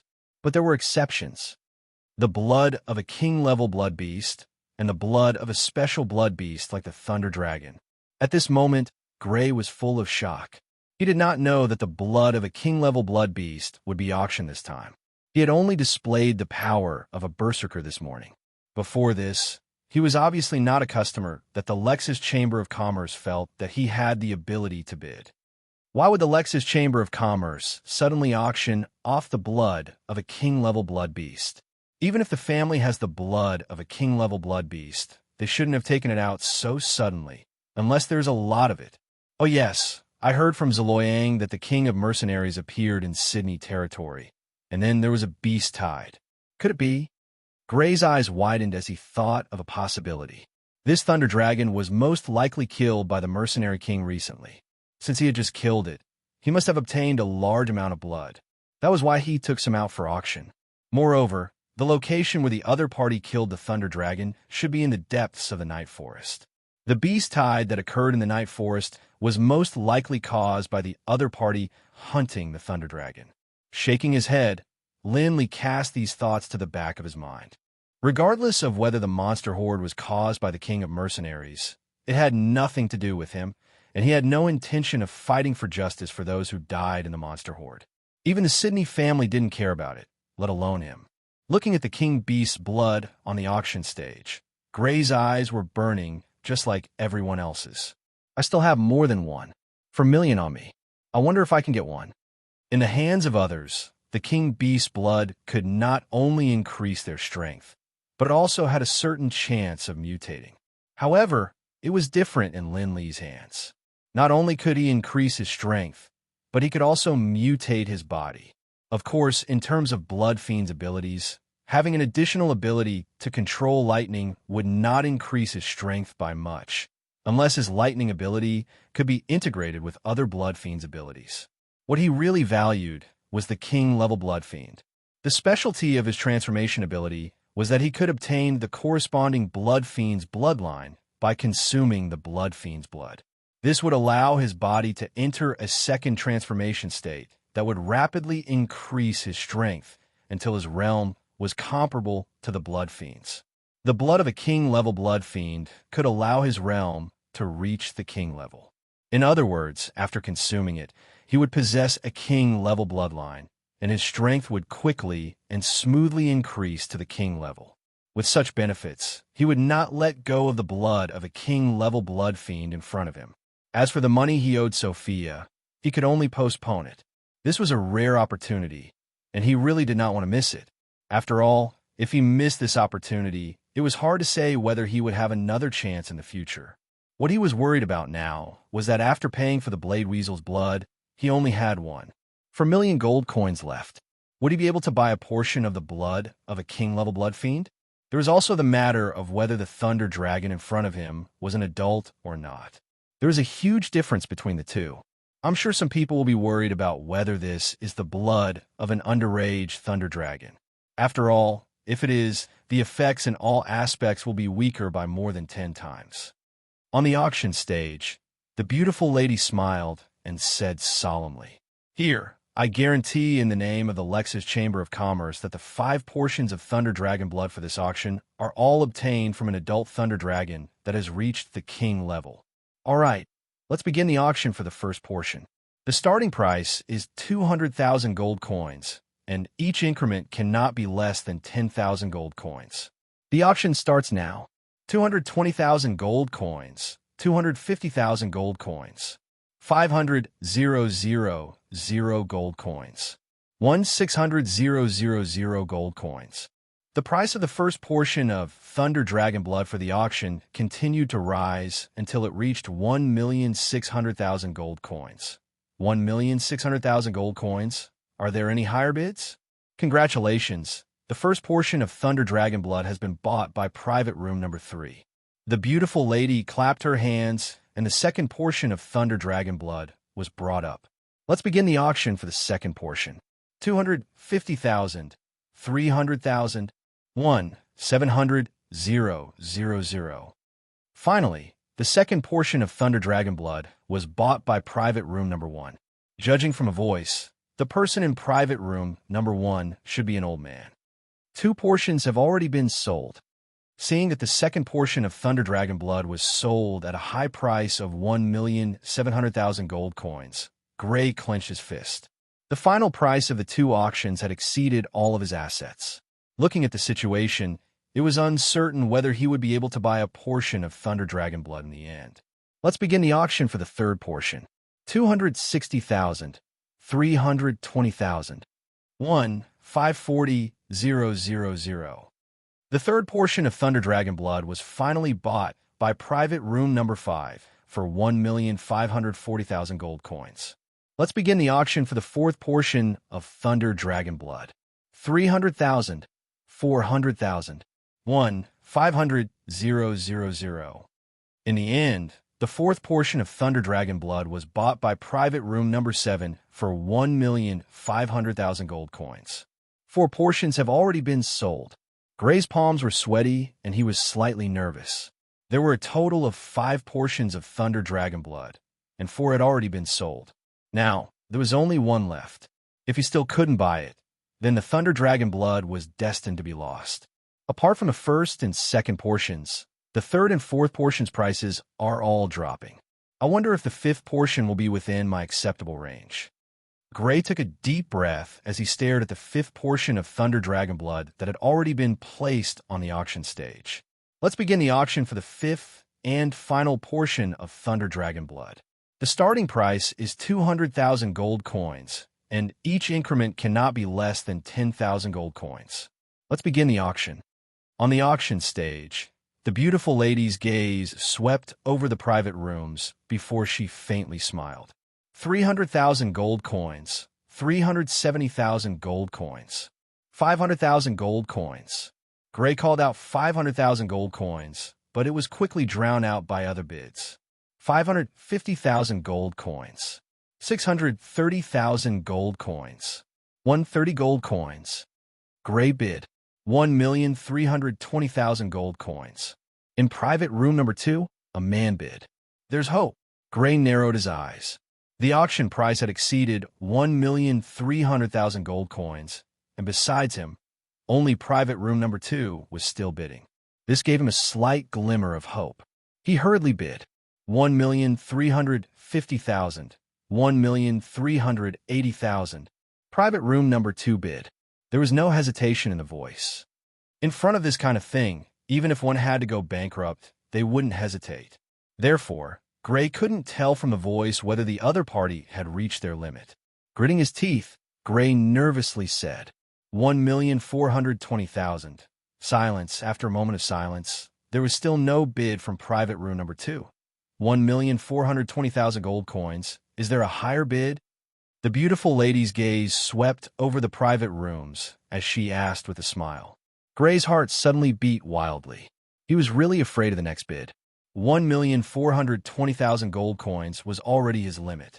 He only had 1,400,000 gold coins on him. Congratulations, the fifth set of Thunder Dragon Blood has been bought by Private Room Number 4. This auction is now over. The beautiful lady held the wooden mallet and gently knocked it, announcing the completion of the auction for the fifth set of Thunder Dragon Blood. Phew! Gray's heart that was hanging in the air completely relaxed. He had won it. He had finally won a set. Although he had almost gone bankrupt, at least he had won a set. With this set of blood, there wouldn't be too many obstacles on his path to king level. Compared to this, going bankrupt was nothing. Boom! At this moment, a terrifying sound suddenly rang out. It was like a clap of thunder in a thunderstorm, erupting with a terrifying sound. What is this sound? What happened? The sudden voice gave everyone a fright. It was as if the voice was right next to their ears. Some people were so frightened that they trembled and sat down on their chairs. Gray opened the door of his private room and saw that the doors of the other private rooms were also opened. They all flashed in the same direction. Gray thought about it and followed. Following these people, after a few flips, Gray stood on the roof of the auction house. Looking in the direction of the sound, his eyes were suddenly filled with horror. In the distance, a terrifying crack had appeared. This was a crack that was a few hundred meters long. It was extremely deep, as if the gates of hell had been opened. It looked extremely terrifying. Chapter 277. The huge crack was hundreds of meters long and bottomless. It was like a gate to hell. The surrounding houses, streets, and even other buildings all fell into the cracks and were swallowed up by the cracks. Spring water could be faintly seen gushing out from the crack. The depth of the crack was as deep as the underground rock layer. What's going on? There were more than a dozen people gathered on the roof of the auction house. They were either dressed in exquisite battle armor or high-class noble attire. From their attire, one could tell that they were of high status. But at this moment, they were all looking at the huge crack in the sky in horror. That huge crack was like a gate to the abyss. Just looking at it was enough to make one's hair stand on end and a chill run down one's spine. Look, there's someone in the sky. Suddenly, someone exclaimed as he looked at the sky. Everyone followed his gaze and saw a black-clothed figure in the sky where the snow was flying. Under the black-clothed figure's feet, there was a huge tornado that was a few meters long. It created an updraft and lifted the black-clothed man into the air. The sky was gloomy and the snow fluttered. He was like a god, standing 100 meters in the sky. Who's that? Could he be the one who created this crack? Everyone looked at the black-clothed figure in the sky in shock. The black-clothed man didn't use the power of blood to create the wings of the blood fiends. Instead, he used the wind to lift himself into the air. Although everyone present had seen a lot, this was the first time they had seen such a posture in the sky. Jean Dubois, are you still not going to come out? The black-clothed man in the sky spoke. His voice was eerie but penetrating. Gray and the rest were far away, but they could still hear him clearly. Jean Dubois, isn't that the name of the king of mercenaries? Everyone's expression changed when they heard how the black-clothed man addressed the black-clothed man. The king of mercenaries was a king-level expert. When people mentioned him, they would add honorifics like Lord to show their respect. However, this black-clothed man actually addressed the king of mercenaries by his name. Was he arrogant? Or did he really have the confidence to do so? Who is this person? Everyone racked their brains to guess the black-clothed man's identity. Unfortunately, they were too far away and couldn't see what he looked like. They could only make guesses based on his abilities. However, all the experts who cultivated wind elemental blood techniques flashed through their minds, but none of them could find a suitable one. Theodore, you've gone too far. An angry voice suddenly sounded. It was as if heaven and earth were a drum being hammered out. Afterwards, everyone saw a figure walk through the air in Mercenary City. As if he was walking on an invisible staircase, he landed on the roof of a tall building. It's Lord Jean Dubois. It must be Lord Jean Dubois. I was fortunate enough to meet Lord Jean Dubois once. This figure is definitely him. Lord Jean Dubois called him Theodore. Theodore, why does this name sound so familiar? Theodore? Isn't that the name of the former king of assassins? Isn't it rumored that he's dead? How could he still be alive? On the roof of the Lex Chamber of Commerce, everyone was shocked by the name that the king of mercenaries had called out.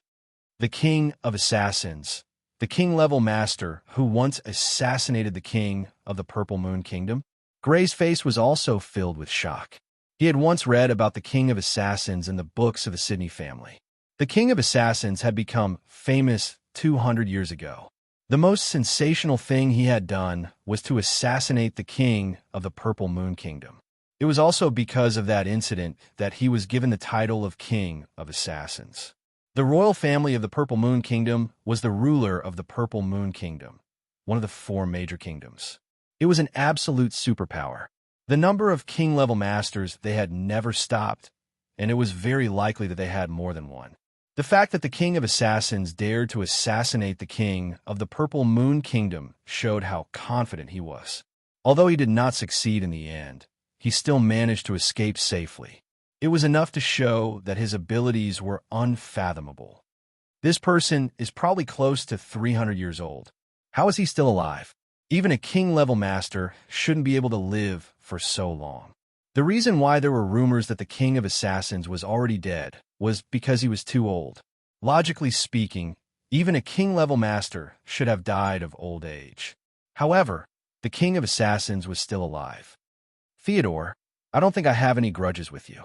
Why are you wreaking havoc in Mercenary City today? The king of mercenaries, Jean Dubois, stood on a high roof. His white hair fluttered in the wind like an angry lion. His eyes shot out 2 cold lights as he looked at the king of assassins, Theodore, who was in the air. I'm here to borrow something from you.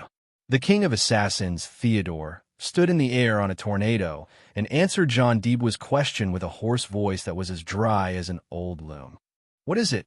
the king of mercenaries asked with a cold expression.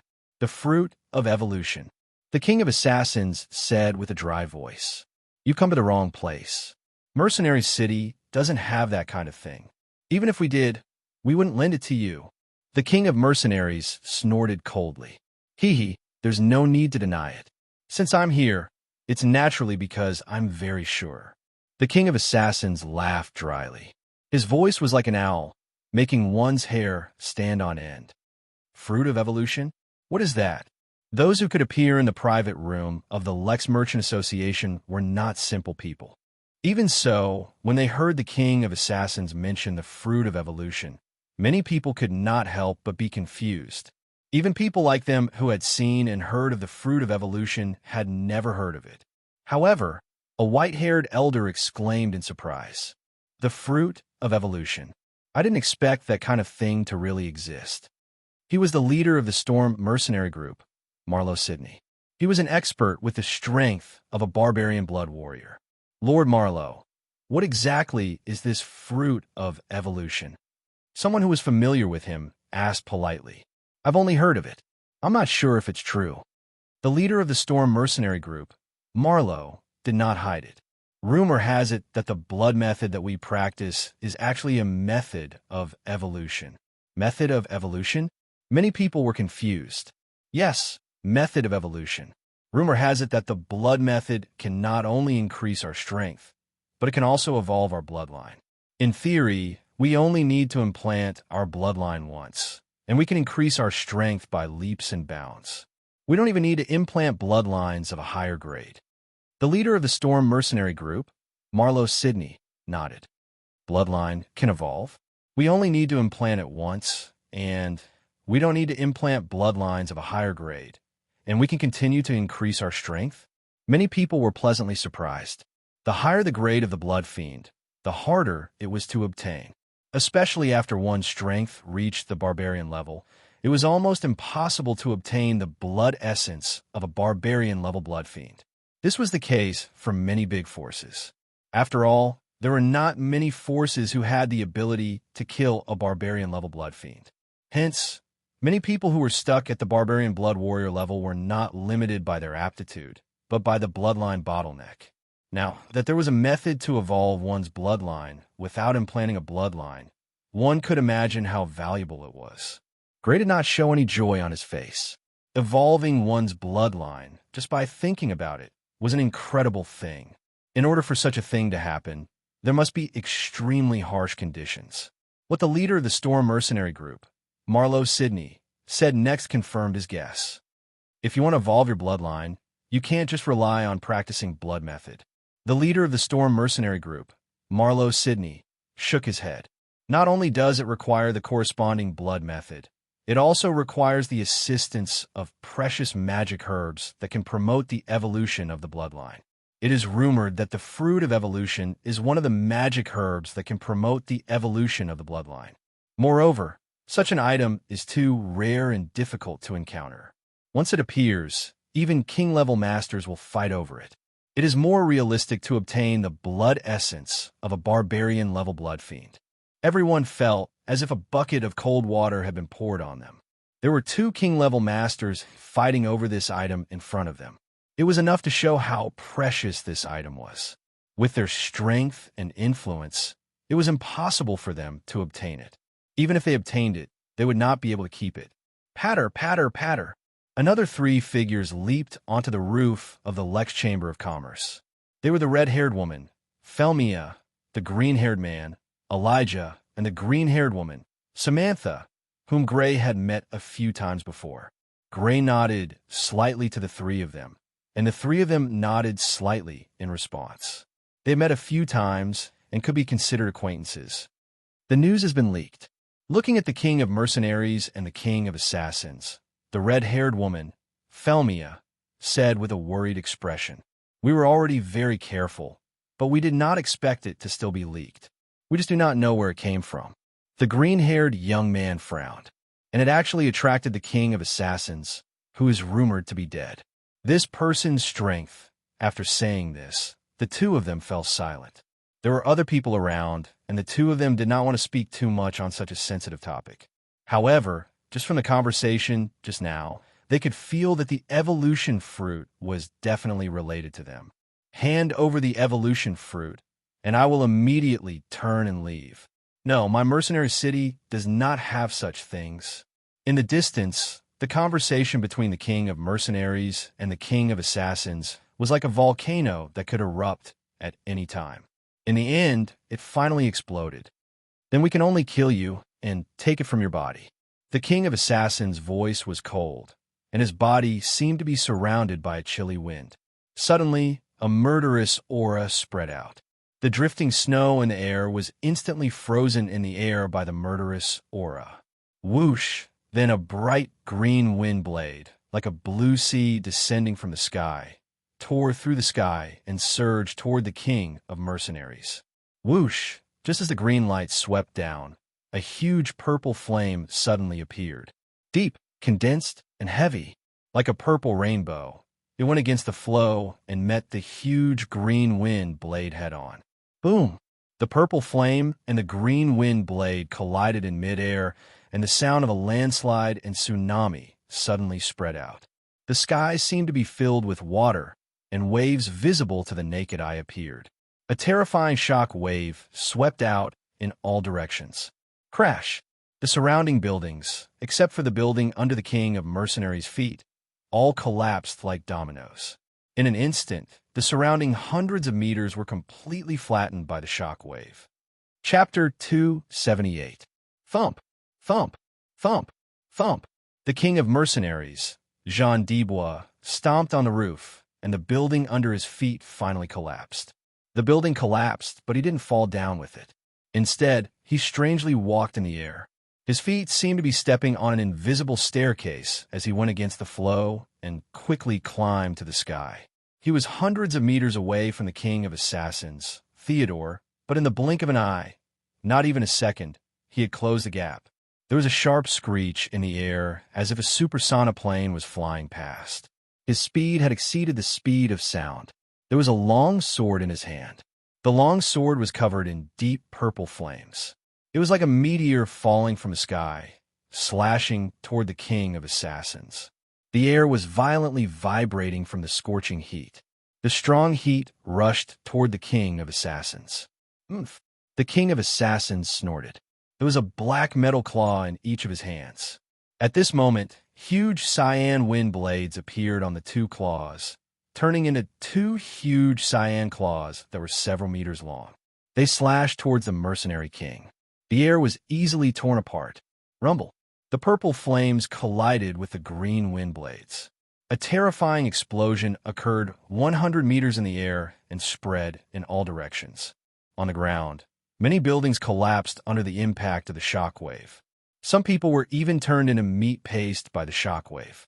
It would be hard to find even a complete bone if they were truly smashed into smithereens.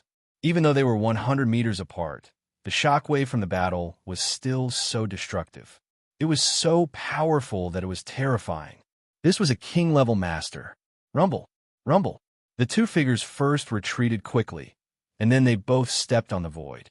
Accompanied by a terrifying whistling sound, they charged towards each other. Violent explosions continued to ring out in midair.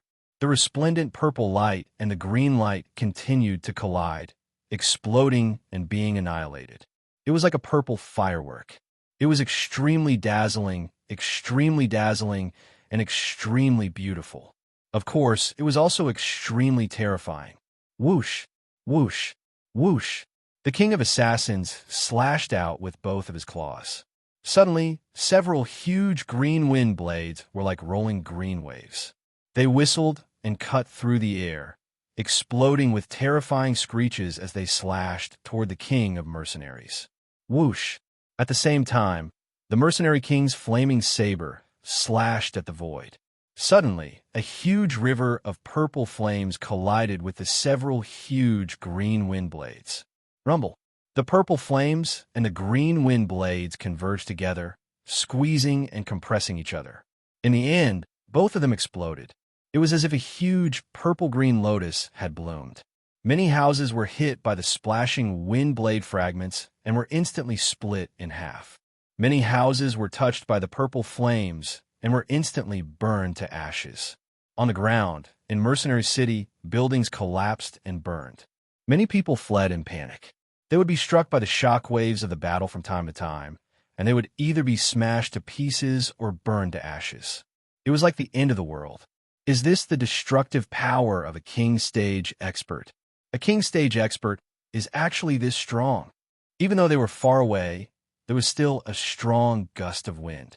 On the roof of the Lexus Chamber of Commerce, Gray and the others who were not weak were dumbfounded, looking at the flames and green wind blades colliding in the sky. Their backs were drenched in cold sweat. Every flame and every wind blade could kill them 10 or even 100 times. That level of destructive power could not even be called human. With the place where the mercenary king and the king of assassins were fighting as the center, the area within a few thousand meters was razed to the ground. The ground was charred black and filled with huge crisscrossing cracks. The aura of destruction permeated the air. Rumble. After another exchange, the mercenary king and the king of assassins could not help but retreat. They stood in the ruins and looked at each other from a few hundred meters away. The king of assassins was dressed in black. His murderous aura was as heavy as a dark cloud, and it was suffocating. The mercenary king had a head of white hair, and his murderous aura was like his ability. It was blazing like fire, as if it was going to burn people to ashes. You have actually completed one evolution. The king of assassins' voice was hoarse and sinister. Hearing it, one could not help but feel a chill down one's spine. One could faintly hear a tinge of fear in his voice. It seemed that the king of assassins had completed one evolution, which surprised and made him wary. Didn't you complete one evolution as well? The mercenary king snorted coldly. His voice was like the roar of a volcano, causing one to involuntarily feel fear. The next moment, the two of them exchanged blows once again. Flames rolled, and the wind raged. The terrifying explosions continued to ring out in the scorched land that was thousands of meters wide. Not only that, but as the two of them fought, the area gradually expanded. More and more buildings were turned into scorched land. Neither of them had the intention to consider the surroundings. It was because of their indifference and helplessness. At their level, every move they made contained great power. In front of them, ordinary people were not much different from ants under their feet. Would people notice that they had stepped on ants to death? Of course not. The same logic applied to them as well. Second brother, what does it mean to complete one evolution? Not far from Gray, the green-haired woman, Samantha, looked at the green-haired man, Elijah, and asked. Hearing the other party's question, Gray couldn't help but listen carefully. He also did not understand what it meant to complete one evolution. This kind of secret involved a king warrior, and it was not something that someone of his background could understand.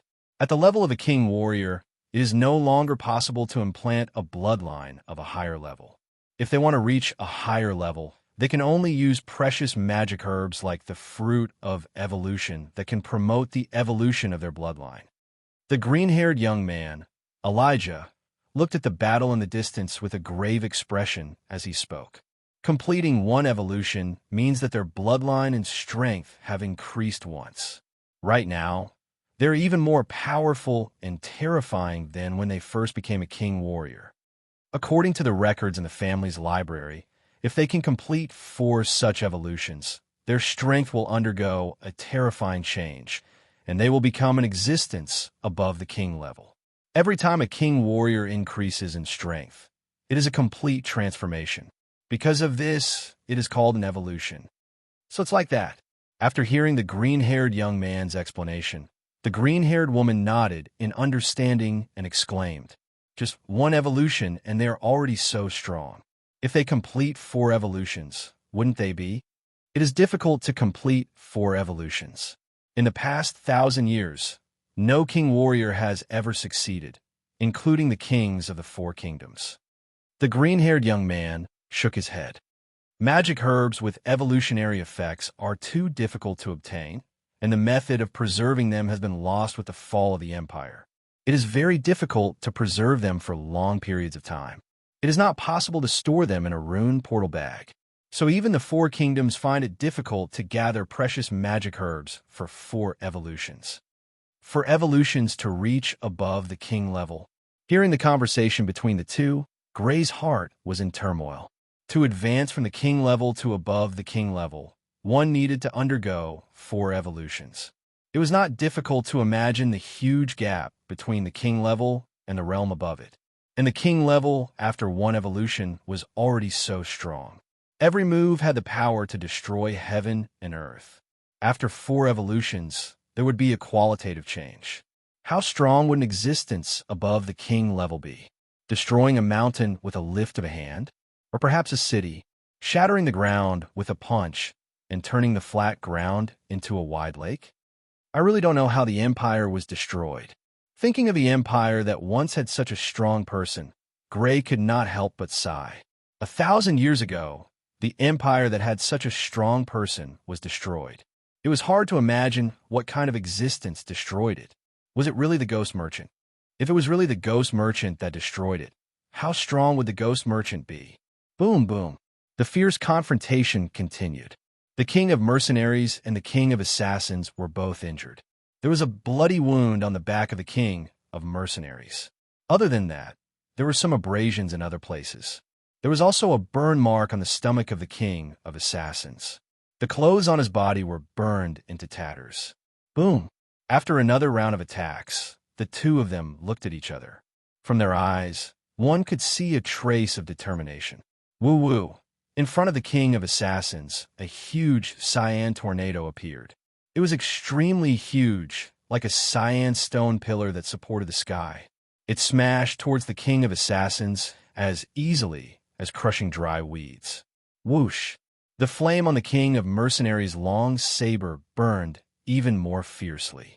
The purple flame was actually faintly black. Then, he slashed out with his saber. A huge purple flame saber light turned into a tumbling sea of flaming clouds and rushed out. Boom! The sea of flaming clouds collided with a huge tornado. There was a violent explosion. A layer of the surrounding ground was cut off. Crack! Then, suddenly, the huge tornado shattered like glass. The sea of flaming clouds rushed out and swept towards the king of assassins behind the tornado. Bang! After the tornado, the king of assassins did not have time to dodge and was hit by the sea of flaming clouds.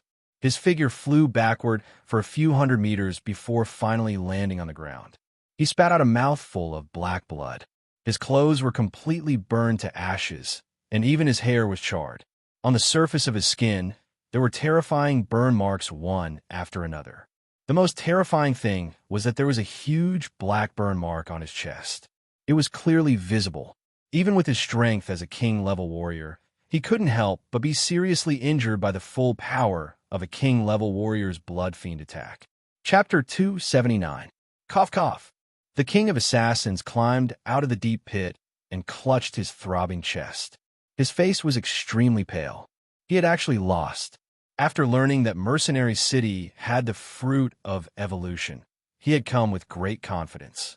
Although the Mercenary King was also a king-grade powerhouse, he didn't pay much attention to him. As a veteran king-grade powerhouse, he knew very well that there was a huge gap between king-grade powerhouses. As a veteran king-level warrior, he had had many opportunities. He had once obtained magic herbs that could evolve his bloodline and had already completed one evolution. This evolution had greatly increased his power compared to a normal king-level warrior. He was confident that it would not be difficult to defeat his opponent.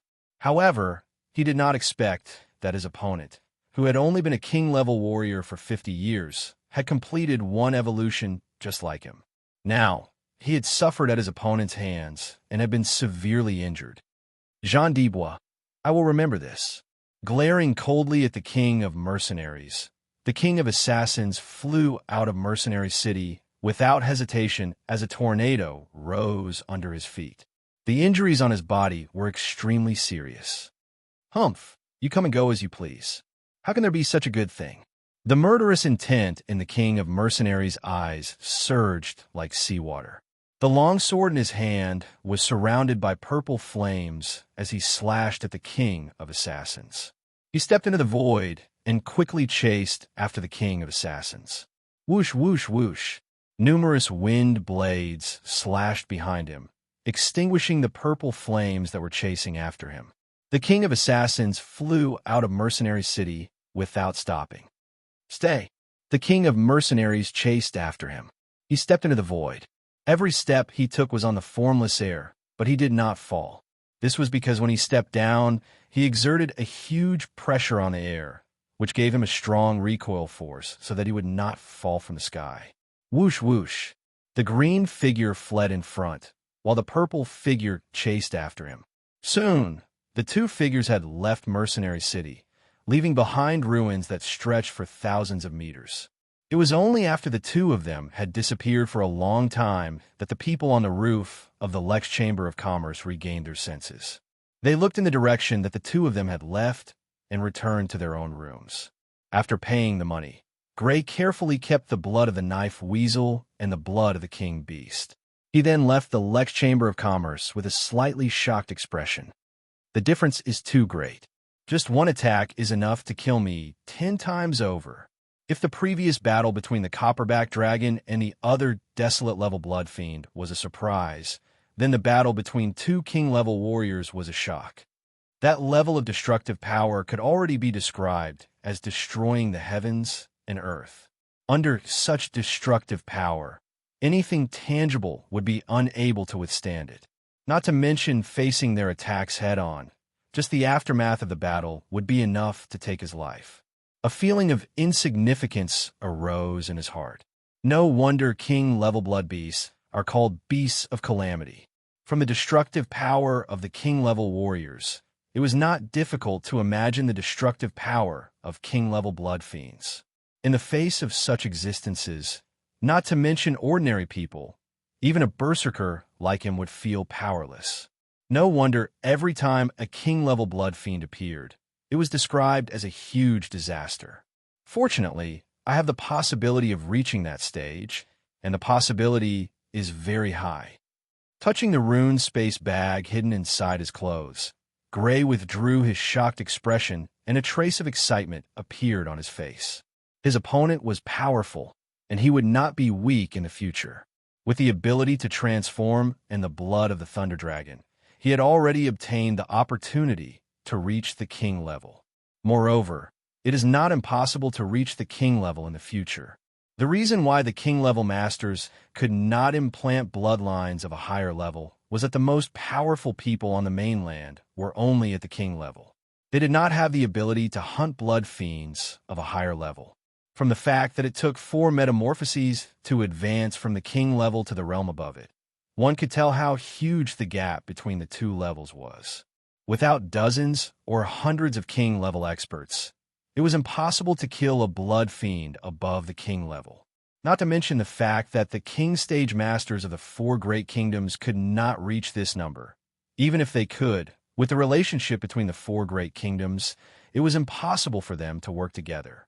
There was a reason why there had been no king-level masters since the fall of the empire thousands of years ago. It was not that the masters of the 4 kingdoms were inferior to the masters of the empire, but that the bloodline limitations prevented them from advancing further. However, Gray was different from them. He did not need the blood essence of blood fiends above the king level. He only needed the blood of blood fiends above the king level. Moreover, the blood of any type of blood fiend would work, greatly reducing the difficulty.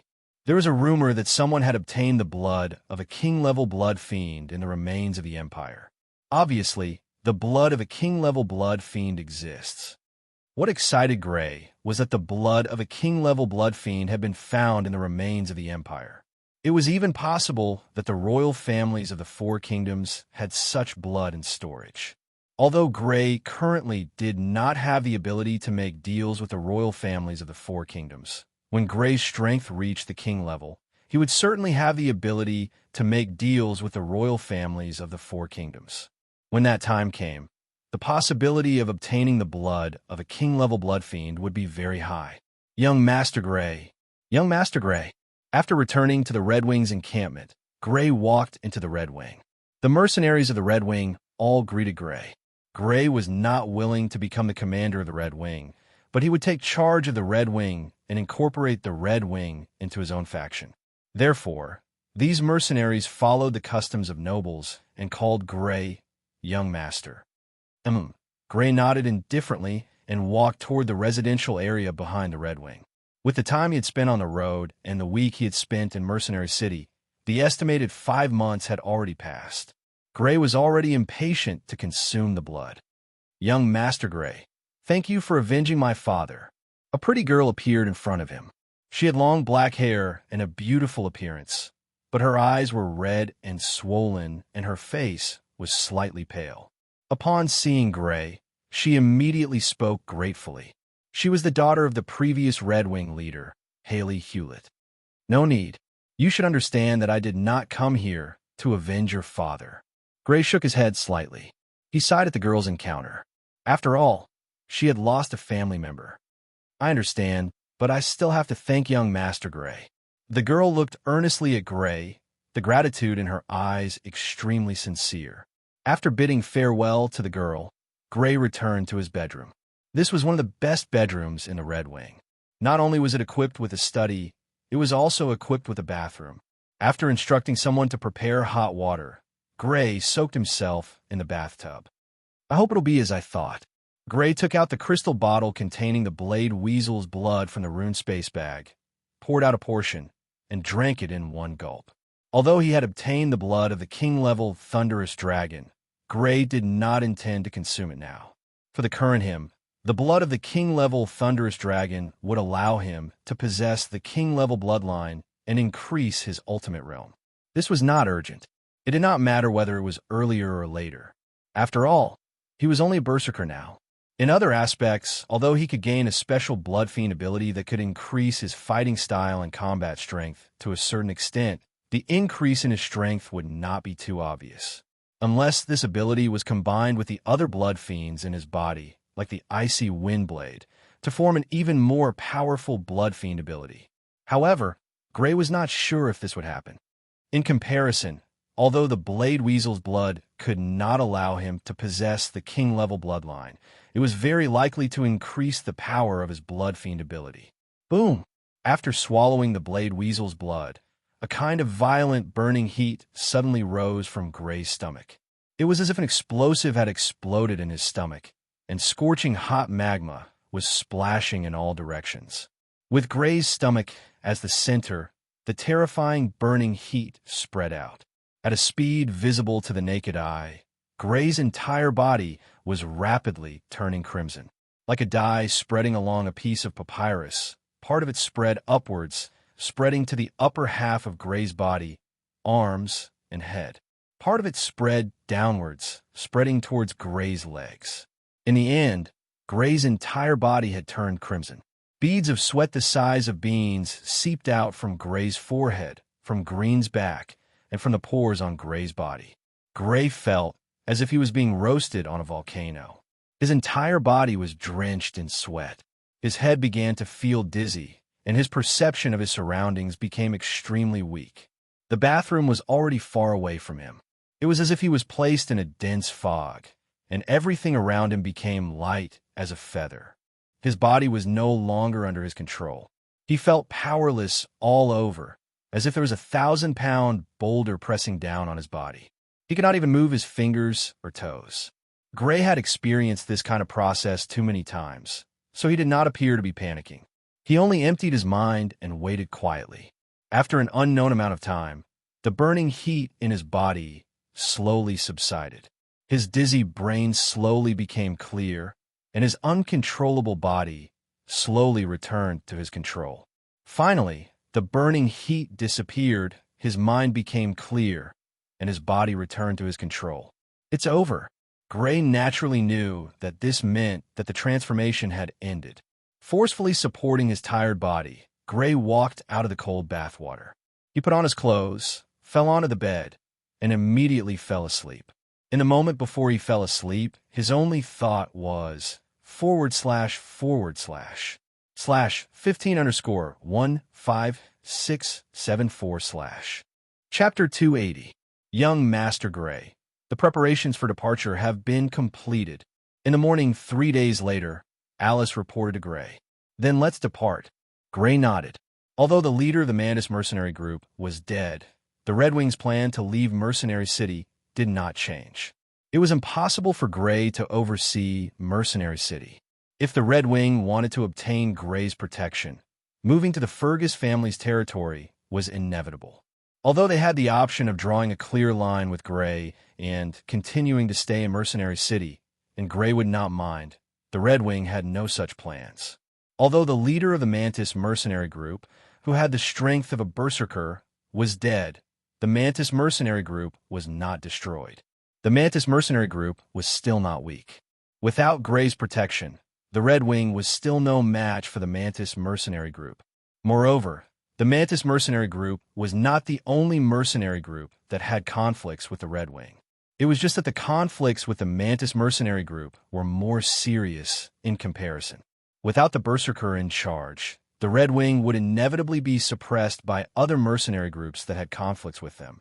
Faced with this situation, the upper echelons of the Red Wing wisely chose to move to the Fergus family's territory. On the side, Alice did not leave because of this. Instead, she looked at him hesitantly. "What's wrong?" Gray looked at her and asked. "After finding out that we are leaving Mercenary City, 1 berserker, 2 high-level berserkers, and 4 middle-level berserkers have already left the Red Wing. In addition, more than 70 mercenaries have also left the Red Wing." Alice said in a low voice, "Don't mind them. Since they don't want to leave with us, then let them be." Not all mercenaries were willing to leave with them. This was normal. The Red Wing had taken root in Mercenary City for a long time. It was normal for many people to be unwilling to leave their old home. Gray didn't care about these people. For the Kuranim, even the ferocious blood warriors were just SOSO, so he didn't think much of them. Even the combined combat power of the Red Wing was no match for a mad-level blood fiend. Such a mercenary group would be of limited help to him. The reason why he was willing to accept the Red Wing was mostly because of the deal he made with the former leader of the Red Wing mercenary group. He really did leave. Fortunately, I left. In the snowstorm, the Red Wing left Mercenary City. Looking at the Red Wing leaving, many mercenary groups subconsciously heaved a sigh of relief. With Gray present, the Red Wing's battle prowess had increased instead of decreasing, which gave them quite a lot of pressure. Now that the Red Wing had chosen to leave Mercenary City, it was definitely a good thing for them. In the snow, the Red Wing's group moved forward slowly. Not only were there Red Wing mercenaries in the group, but there were also some mercenaries' family members. The total number of people was about 300, which made the group extremely long. There were more than 30 carriages. Gray sat in the Fergus family's carriage, leisurely reading a book. Because of the rune space bag, he could carry a large number of books with him. The final result of the battle between the 2 king-level fighters 3 days ago was already known. Although the King of Assassins was severely injured, he still managed to escape the King of Mercenaries' pursuit and disappeared without a trace. To be able to reach the level of a king-level fighter, he must have many life-saving methods. It was easy to injure one, but if one wanted to kill the other party, unless there was a huge gap in their cultivation, it would be impossible to do so. Young Master Gray. Opposite Gray was the mercenary Alice and the daughter of the former leader of the Red Wing, Haley Hewlett. Looking at the reading Gray, Haley's face showed hesitation, but she still called out weakly in the end. Putting down the book, Gray raised his head and looked at the other party. He saw that the other party was wearing a green fur coat and was sitting there with a thick leather book in his hand. When he saw Gray looking over, the other party clenched his teeth and made a decision.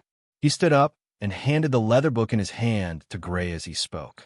"Young Master Gray, this is the blood technique that my father cultivated."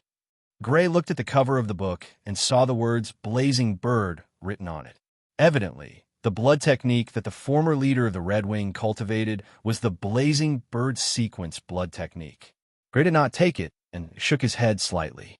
"Since it belongs to your father, you can keep it." Gray estimated that this Blazing Bird Sequence blood technique had murderous level, berserk level, and berserk-level blood techniques. Because it was a rare blazing bird sequence blood technique, its value was much higher than normal blood techniques. If he auctioned it off, he should be able to sell it for around 200,000 to 300,000 gold. However, although 200,000 to 300,000 gold was not a small amount, he did not put it in his eyes. Moreover, he could not do something as tasteless as trying to steal something from a girl who had lost her father.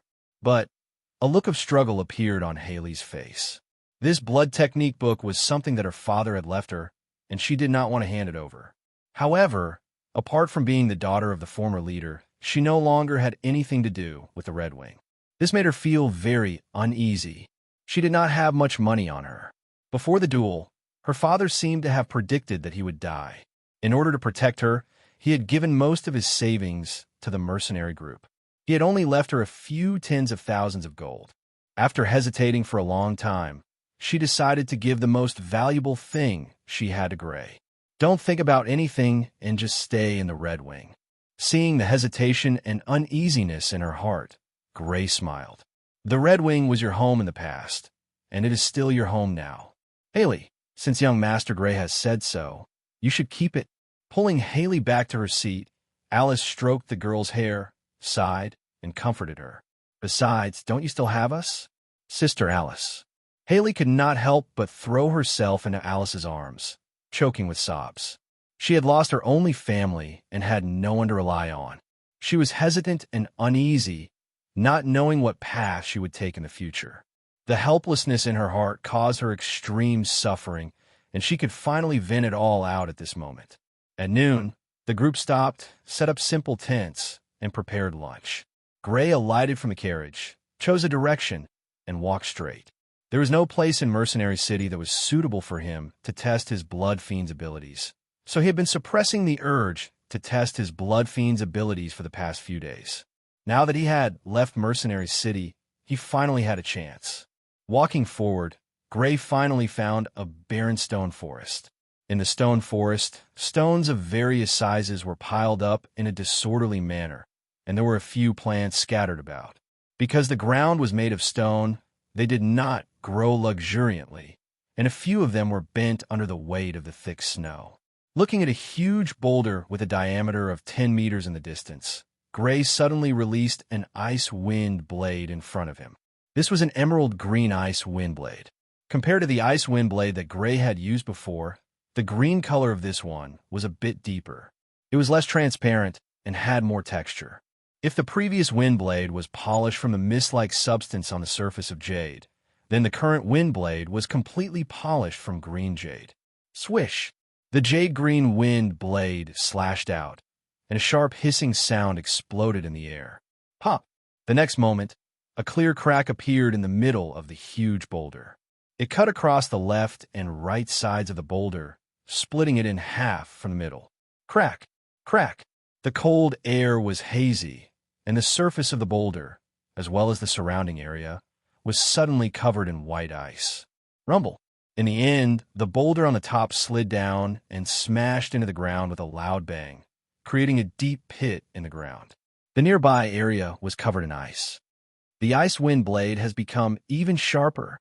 Looking at the huge boulder that had been split in half, Gray's eyes lit up. The power of the frigid ice wind blade had definitely increased. Compared to before, the current frigid ice wind blade was like a rusty weapon that had been sharpened, becoming even sharper. The Blade Weasel's Blood Beast ability must have been integrated into the ice wind blade. Otherwise, it would not be so sharp. This change in the ice wind blade showed that the Blade Weasel's special wind blood beast ability had indeed been integrated into the ice wind blade, causing it to become even sharper. Moreover, the integration of the special wind blood beast ability and the special ice blood beast ability seems to have caused a qualitative change in the sharpness of the ice wind blade. It is now even sharper than a pure wind special ability. Gray had fought with a blood beast of the same level that had a wind special ability before. Although the other party's wind blade was sharp, it was definitely not at this level. Obviously, the integration of the special wind blood beast ability and the special ice blood beast ability had increased the power of the ice wind blade, just as Gray had guessed. It had become more powerful than a pure wind special ability and ice special ability. Is the power of the current ice wind blade comparable to that of a barbarian level wind blood beast? Gray could not help but recall the only time he had fought with a barbarian level blood beast, which was when he fought with the three-headed snake. He recalled the power of the wind blade that the other party had used. After a while, he came to a conclusion. If it is a wind blade, the wind blade used by the three-headed snake should be sharper.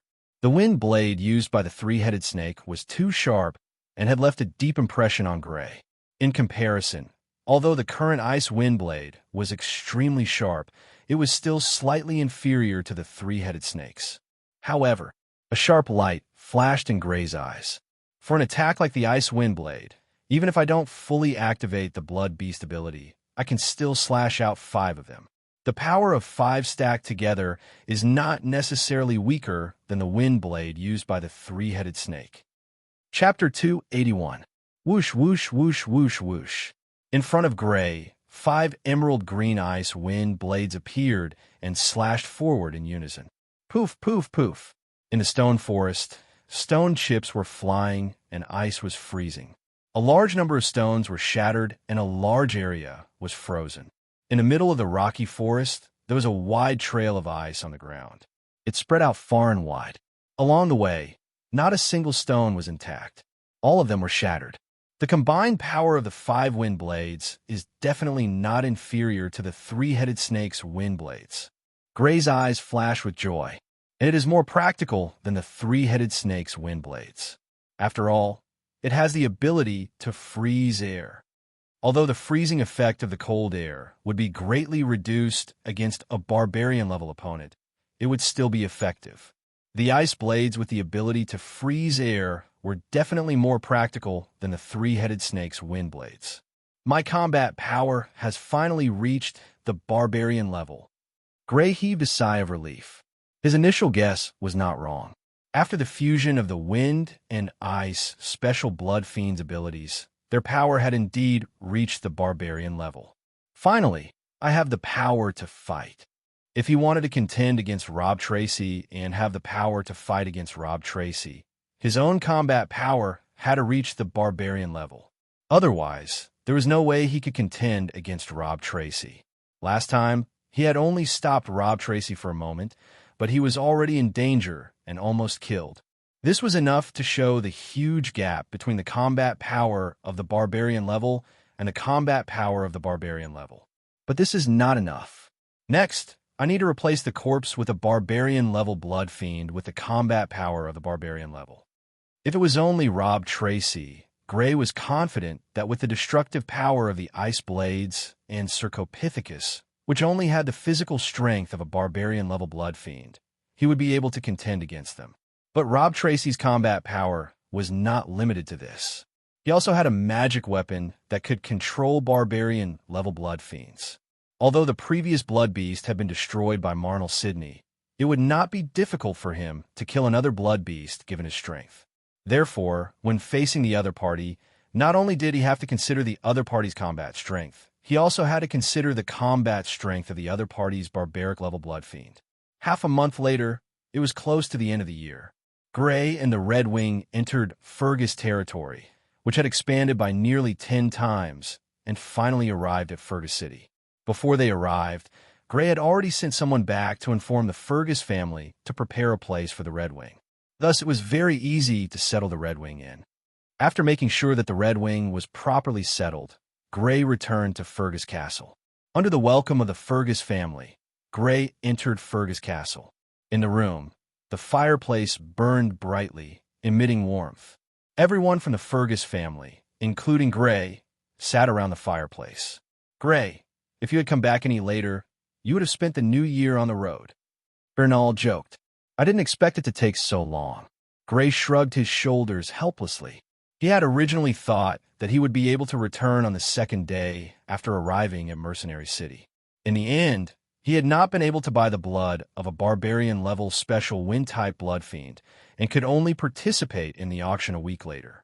Later on, because he had to bring the Red Wing out of Mercenary City, there was a delay. As a result, This trip to Mercenary City took much longer than expected. Fortunately, the rewards were great. Not only did he obtain the blood of a barbarian-level special wind-type blood fiend, but he also obtained the blood of a king-level blood fiend and clues about the corpse fur ape. It's good that we can make it back before the new year. Madame de Milan smiled. She was wearing a luxurious winter dress and had a gentle smile on her face. It was impossible to tell that she had been estranged from Gray. After knowing that Gray had become a berserk warrior and was confirmed as the next successor of the Fergus family, she had already given up on the idea of becoming enemies with Gray. She was a smart person and understood that if she were to become enemies with Gray under these circumstances, she would only be at a disadvantage. Indeed, it's good that you're back, Count Fergus said with a smile. Being able to see a family getting along well was something he was most happy to see. Brother, my birthday present? Sarah, who was wearing a beige winter dress, opened her beautiful eyes wide and looked at Gray expectantly. She was already 17 years old a while ago. Don't worry, I didn't forget. Gray smiled and took out a purple fur coat from his rune space bag. He did not hide the fact that he had a rune space bag from the Fergus family and had told them a long time ago.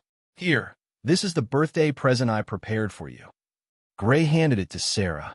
The fur on the purple fur coat came from a fox-type blood fiend. It was different from ordinary fur and had a sparkling luster. It was very beautiful and dazzling. So beautiful. Sarah's eyes were fixed on it. She hurriedly received it with both hands and hugged it in her arms, her face full of joy. After chatting in the living room for a while, Gray, Earl Fergus, and Bernal came to the study. Gray, what's going on with the Red Wing? Earl Fergus asked. The previous leader of the Red Wing was acquainted with me. Before he died, he entrusted the Red Wing to me. So, I moved the Red Wing back to the territory. Gray explained. How's the strength of the Red Wing? Bernal asked curiously. The Red Wing now has 1 ferocious blood warrior, 2 upper-level blood warriors, and 4 middle-level blood warriors. With a ferocious blood warrior in charge, this mercenary group is not small. Bernal was slightly surprised. In the Fergus family, apart from Gray, the berserker, only Viscount Fergus was a ferocious blood warrior. He did not expect that a mercenary group that Gray casually pulled back would have a ferocious blood warrior in charge. He did not know that the previous leader of the mercenary group was a berserker. If he knew, he would be even more surprised. Are you now the leader of the Red Wing? Earl Fergus asked. No, the current leader is Hobbs, who has the strength of a ferocious blood warrior. Gray shook his head slightly. I'm not a mercenary, and I can't stay in the Red Wing for a long time. It's better for a mercenary to take charge of a mercenary group. I plan to merge the Red Wing into the Fergus family and make it a force of the Fergus family. Merge into the Fergus family? Earl Fergus' eyes lit up. This is a good thing. If the Fergus family can control a mercenary group, it will be a lot more convenient in many ways, especially when the Fergus family has just been promoted to an Earl family. After discussing some plans for the Red Wing, Viscount Fergus' face turned serious and looked at Gray. Some time ago, around the time you went to Mercenary City, the Sidney family made a move against the Wallen family. As expected, Grimm's expression changed, and his eyes flashed with an as-expected expression. Gray was not surprised by this result. The Wallen family ruined the Sidney family's plans and rescued Rob Tracy. The Sidney family, as one of the top families in the Marquis family, how could they not retaliate? The Sidney family mobilized the Copperback Dragons and triggered a beast tide to attack Wallen Castle. The Wallen family suffered heavy losses. Earl Fergus continued. They actually triggered a beast tide. Gray's heart trembled. The Sidney family's methods could be said to be ruthless. He had experienced the power of a beast tide. It was overwhelming and terrifying. Although the beast tide, triggered by the Copperback Dragons, should not reach the same level as last time, the scale was definitely not small. One could imagine how heavy the losses of the Wallen family, whose castle was located in the forest, would be under the beast tide. Since the last time he met the Wallen family in the Shadow Serpent Village, Gray had investigated the Wallen family. Naturally, he knew that the Wallen family's castle was built in the forest because of their blood beast ability. And the most ruthless thing was that because it was a beast hide and not the Sydney family. Even if the Wallen family complained to the royal family of the Purple Moon Kingdom, it would be useless. The Sydney family could easily shirk all responsibility. The Sydney family's method of triggering a beast hide wasn't just brilliant and ruthless. Then what's the situation of the Wallen family now? Gray asked. Wallen Castle was destroyed. Only half of the people escaped. Even a direct descendant died. If they didn't use their trump card, the casualties would have been even greater. Earl Fergus sighed. Even a direct descendant died. Gray's expression was slightly surprised, and then his expression became slightly solemn. The Wallen family probably won't let this go. That's for sure. I just don't know what the Wallen family will do. The Sydney family also informed our families to be more vigilant. Bernal nodded. We have to be on guard against the Wallen family's revenge. But for our Fergus family, there's another danger that we should be on guard against. At this point, Earl Fergus's expression turned extremely grave. Another danger? Seeing Earl Fergus's expression, Gray had an inexplicably bad feeling. He hurriedly looked at Viscount Fergus, only to see Earl Fergus speak with an extremely grave expression. Rob Tracy didn't die. He really didn't die? Even though he had already expected this, Gray's heart still skipped a beat when he heard this news. Yes, not only did he not die, his injuries seem to have mostly recovered. His injuries should be healed very soon. Earl Fergus's expression was extremely gloomy. In the process of encircling the Shadow Serpent, the Fergus family had obtained great benefits and advanced from a Viscount family to a Count family, but they had also thoroughly offended Rob Tracy. The other party's hatred for the Fergus family was no less than that of the Sydney family. Once his injuries were healed, the Fergus family might very well become his target. They might even be the first target. After all, compared to the Sydney family, the Fergus family was undoubtedly easier to deal with. Chapter 282. He'll recover soon. Gray's expression was grave. Rob Tracy didn't die and would soon recover. For the Fergus family, this could be said to be the worst news. Gray could almost imagine that when Rob Tracy recovered, the Fergus family would become the focus of attention. Father, what's the Sydney family up to? The Sydney family has set up defenses in Sydney Hill and is on guard. Sydney Hill is now a huge net. It won't be easy for Rob Tracy to sneak in. Earl Fergus seemed to be comforting himself. But we can't pin all our hopes on the Sydney family's defenses. Earl Fergus continued. After the new year, I'm going to let you, Bernal, and the others temporarily stay in the Rock family's castle. He planned to let him oversee Fergus Castle while Gray and the others hid in the Rock family's castle. This way, even if Rob Tracy broke through the blockade and sneaked in, the Fergus family wouldn't be destroyed. I won't go. I'm definitely the focus of attention now. If I appear in Rock Castle, I'm afraid I'll be discovered very quickly. Gray shook his head, and then his eyes flashed with a sharp look. Moreover, if Rob Tracy really attacks, we're not without a chance of winning. Not without a chance of winning. Earl Fergus and Bernal looked at Gray with slight surprise. Yes. Gray nodded and said solemnly. This time in Mercenary City, I bought a portion of the King Beast's blood. After consuming it, the Blood Fiend's ability mutated, and its power is no less than that of a barbaric blood warrior. This time, he had indeed bought a portion of King Beast's blood from the auction at Mercenary City. His Blood Fiends had become stronger, and he could use the King Beast's blood as a cover. Although they had bought the Thunder Dragon blood, no one could say for sure what kind of mutation would happen. Using it as a cover was not a problem at all. After consuming the King Beast's blood, the Blood Fiend's abilities mutated. Consuming the King Beast's blood can mutate the Blood Fiend's abilities?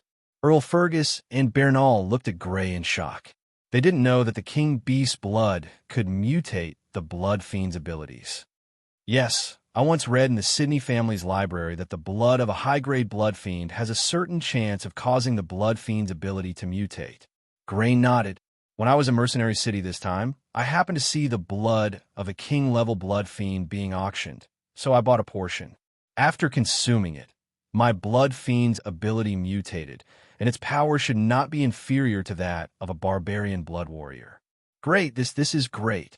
Bernal was pleasantly surprised. Because of the matter with Rob Tracy, He had been feeling extremely uneasy during this period of time.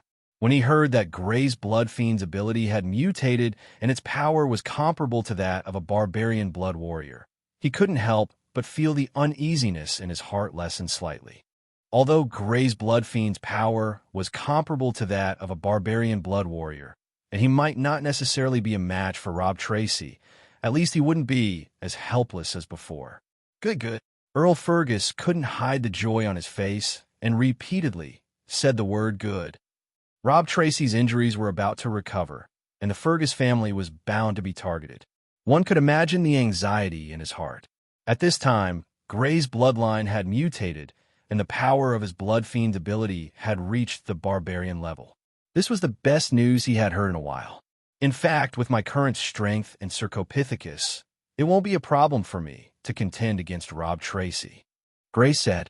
However, Rob Tracy isn't alone. He still has a powerful magic weapon in his hands.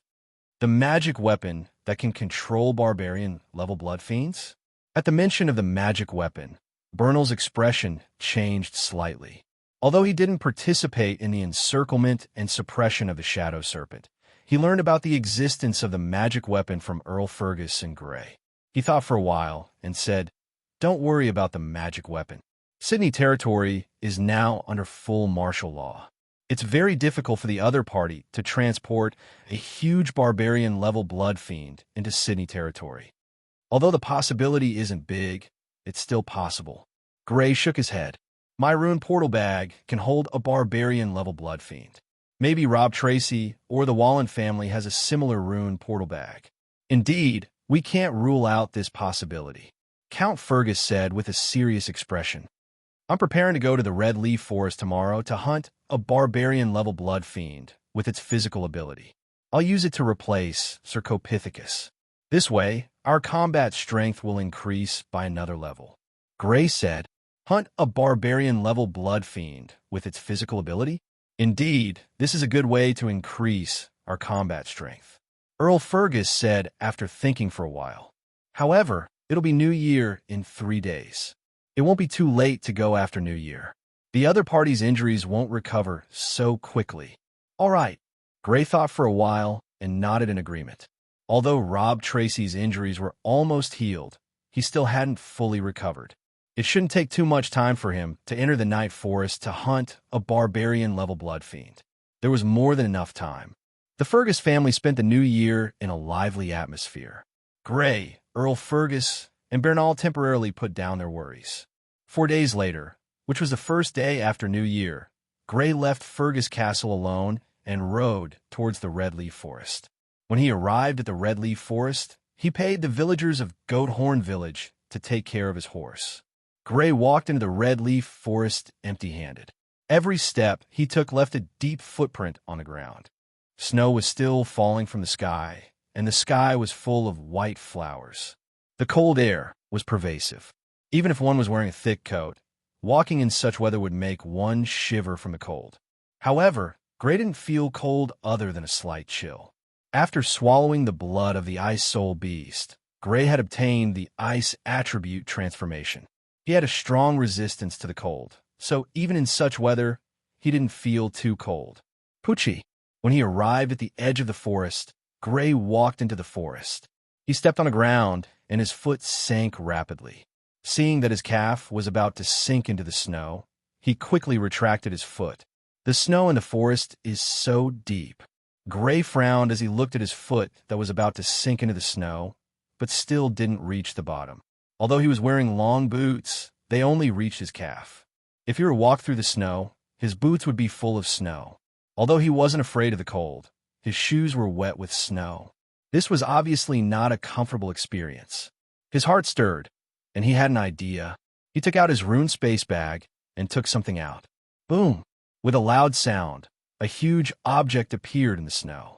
It pressed down on the snow and created a hole in the ground. It was an extremely large ape-type blood fiend. His figure was tall and sturdy, and he was 7 meters tall. His entire body was covered in red hair. Just by looking at him, one would feel an extremely strong sense of oppression. It was the Sarcopithecus that Gray had obtained in the Night Forest. Patter. Cercopithecus squatted down and rested its arms on the ground. Gray walked along Cercopithecus' arms until he reached Cercopithecus' shoulders and sat there. Cercopithecus was huge, and its shoulders were more than 1 meter wide. Gray sat there with ease. Clang, clang. Under Gray's command, Cercopithecus stood up and walked into the forest. Every step it took covered a distance of several meters. The snow, which was enough to submerge Gray's knees, was very shallow under Cercopithecus' feet. It was just enough to submerge the huge soles of Cercopithecus' feet. It didn't affect Cercopithecus' movements at all. Crack, crack. Along the way, many trees were damaged. Cercopithecus swept away all the trees that blocked its path. Cercopithecus walked in a straight line and rarely took detours, unless it encountered a huge tree that required several people to wrap their arms around. Clang, clang. Cercopithecus walked in a straight line. With each step it took, it was naturally very fast. Even if it wasn't running at full speed, it was already deep into the night forest and appeared at the place where the blood fiends roamed. Howl! Cercopithecus had intruded into the territory of an unknown blood fiend that was more than 2 meters long and covered in white hair. The blood fiend blocked its path and roared at Cercopithecus. Cercopithecus ignored it and continued forward. The blood fiend's eyes were full of fear. It was forced to retreat, and the anger in its voice grew stronger. Finally, at some point, the blood fiend was forced to its limit. It roared and suddenly lunged at Cercopithecus. Whoosh! Cercopithecus swatted at the blood fiend with its huge, bucket-like arm, as though it was swatting a fly. Bang! The blood fiend that was hit by Cercopithecus's huge hand was hit by an unimaginable force. Crack! The ground where the blood fiend was smashed caved in, and the sound of bones breaking could be heard. The blood fiend flew out like a cannonball and smashed into a tree. After smashing through several trees, it finally came to a stop. Blood congealed in its mouth, and its body went limp like mud. It was obviously dead. Even if Cercopithecus only had the physical strength of a barbarian-level blood fiend, it was obviously not something that an ordinary blood fiend could contend with. Lunch is settled. Gray smiled as he looked at the blood fiend that had turned into a pile of mud. He instructed Cercopithecus to go forward and grab the blood fiend. He then took out his rune space bag and stored the blood fiend inside. As his strength increased and he underwent his second metamorphosis, his need for nutrition had increased. Blood fiends, which were rich in nutrients, were extremely suitable for his appetite. In the castle, his 3 meals a day consisted of blood fiend's meat. Fortunately, he had brought back a lot of blood fiend's meat last time. Otherwise, blood fiend's meat alone would have made the Fergus family poor. Chapter 283. Clang, clang. Controlling Cercopithecus, Gray advanced forward. The Cercopithecus easily killed all the blood fiends along the way.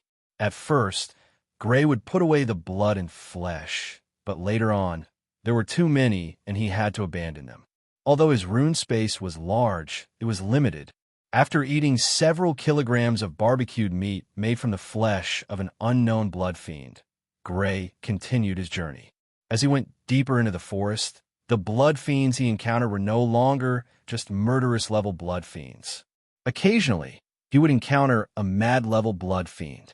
However, Cercopithecus was a barbaric-level blood fiend, so it did not take much effort for them to be killed. Cercopithecus even caught a lion-type blood fiend by its legs and tore it in half. In the evening, Gray was already 200 miles into the night forest, and the frequency of his encounters with mad-level blood fiends was increasing. Roar! Suddenly, a sharp roar sounded. The terrifying roar shook the surrounding trees and caused the snow to fall. Gray looked in the direction of the roar and saw a gigantic blood fiend crashing through trees and smashing them as it approached. It was a gigantic blood fiend that was more than 7 meters long and covered in shiny black hair. Its body looked extremely long. If it stood up, it would be even taller than Cercopithecus. The most special thing about it was that it did not have 4 legs, but a total of 6. Each of its 6 gigantic legs was extremely thick, revealing razor-sharp claws. Roar! When it was dozens of meters away from Cercopithecus, it stopped and roared. Its eyes were filled with murderous intent, and its body emitted a strong, murderous aura. Six-legged berserk weasel. On Cercopithecus's shoulder, Gray looked slightly dignified as he called out the blood fiend species. Six-legged berserk weasel was a barbaric-level blood fiend with earth-type blood fiend abilities. It was different from a Cercopithecus that Gray was sitting on. It had the ability of blood fiends and was a genuine barbaric-level blood fiend. Step back. Gray ordered Cercopithecus to retreat. Although he had indeed come here to hunt a barbarian-level blood fiend, his target wasn't a barbarian-level blood fiend like the six-legged diabolical weasel, which possessed the ability of a blood fiend. Instead, he was looking for a barbarian-level blood fiend that possessed pure physical strength. Therefore, he didn't want to fight with this six-legged diabolical weasel. Clang! Clang!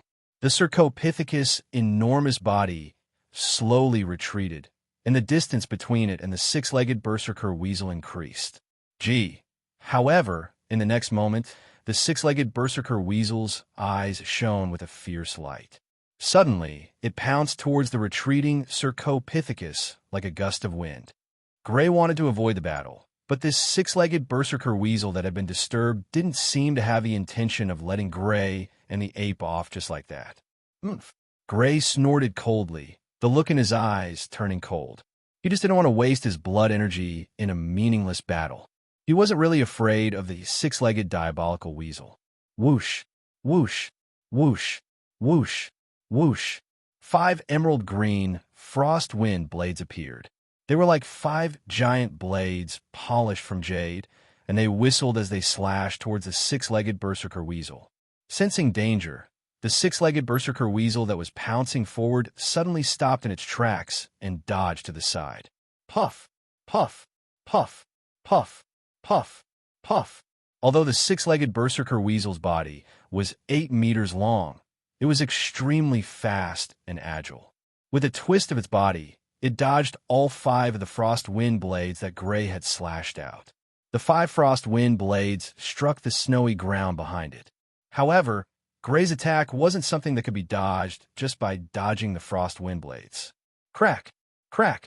The six-legged berserker weasel's 2 hind legs were immediately frozen because they were closer to the frost wind blades. Crack!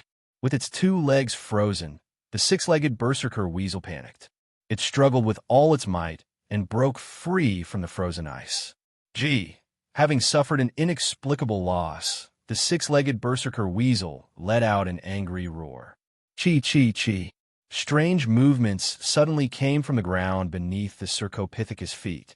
Following that, huge stone spikes that were several meters long shot up from the ground and stabbed towards the Cercopithecus. Gray hurriedly ordered the Cercopithecus to dodge. But even so, several stone spikes still pierced into the Cercopithecus' legs, fixing the lower half of the Cercopithecus in place. Whoosh! At the same time, the six-legged berserker weasel pounced towards the Cercopithecus.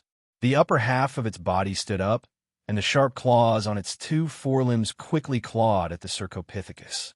Whoosh! At this moment, 5 frost wind blades suddenly slashed towards the six-legged berserker weasel that was already very close to it. At such a close distance, the six-legged berserker weasel had no time to dodge. Uffed! The 5 frost wind blades left 5 bloody wounds on the six-legged berserker weasel's body, and a terrifying chill spread out. The six-legged berserker weasel hurriedly retreated. Soon, its entire body was frozen by the chill. However, the effect of a chill was not too fatal for a barbaric-level blood fiend like it.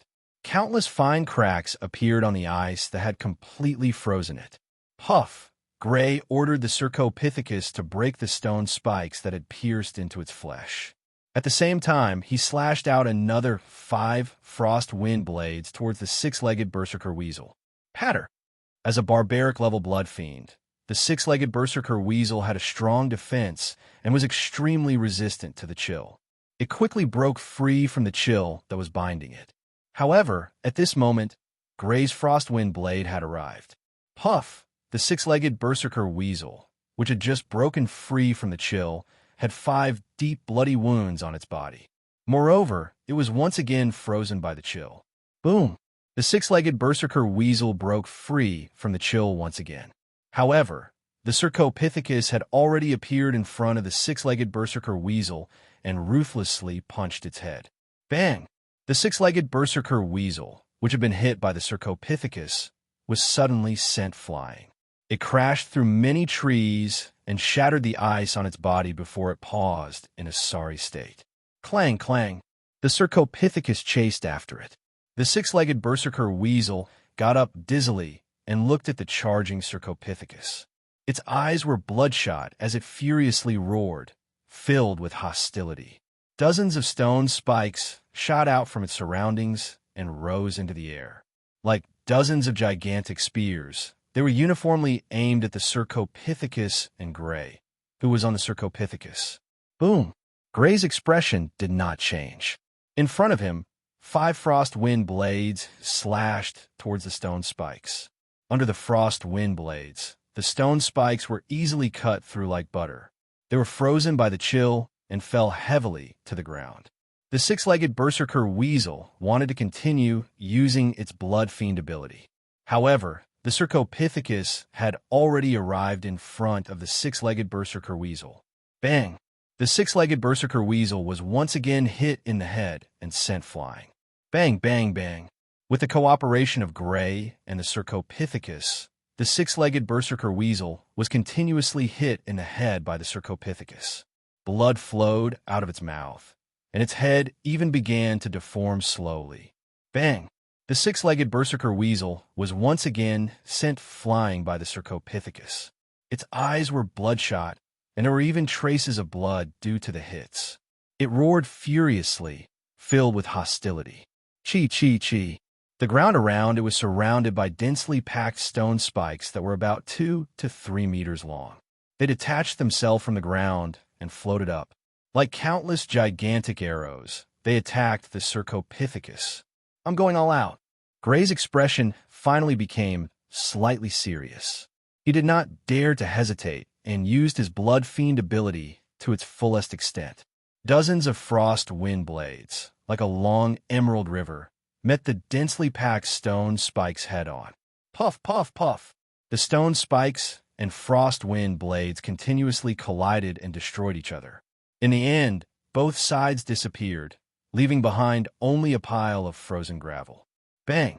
The Cercopithecus rushed out and approached the six-legged berserker weasel, which had just used its blood fiend ability. It ruthlessly punched the six-legged berserker weasel's head once again. Crack! A clear sound of bones breaking could be heard. The six-legged berserker weasel's huge body was sent flying. Many trees were smashed into pieces, and it flew for dozens of meters before finally coming to a stop. The six-legged berserker weasel, which had stopped, did not immediately get up. Instead, it began to twitch on the ground. Blood continuously seeped out of its mouth, along with some white substance. Gray directed the Cercopithecus to walk over. He saw a deep depression where the six-legged berserker weasel's head was. The entire ground had caved in, and it looked like it would not survive. Bang! He directed the Cercopithecus to punch the six-legged berserker weasel again. After completely killing it, Gray slid down from the Cercopithecus, took out the rune bag, and hurried to the six-legged berserker weasel to collect its blood. Even the cheapest blood from a barbaric-level blood fiend could be sold for hundreds of thousands of gold coins. As long as he sold the blood of this barbaric-level blood fiend, he would be able to pay off most of the money he owed Sophia. After collecting the blood and storing the corpse of the six-legged berserker weasel into the rune space bag, Gray used his reverse nurturing ability to heal the injuries on the Cercopithecus. After that, he looked around. This was a forest with fewer trees. There were many mountain rocks mixed in. Some of the rocks were extremely large, like small hills. This should be the territory of the six-legged berserker weasel. Although it is already dead, the other blood fiends should not dare to invade for a short period of time. Let's set up camp here tonight.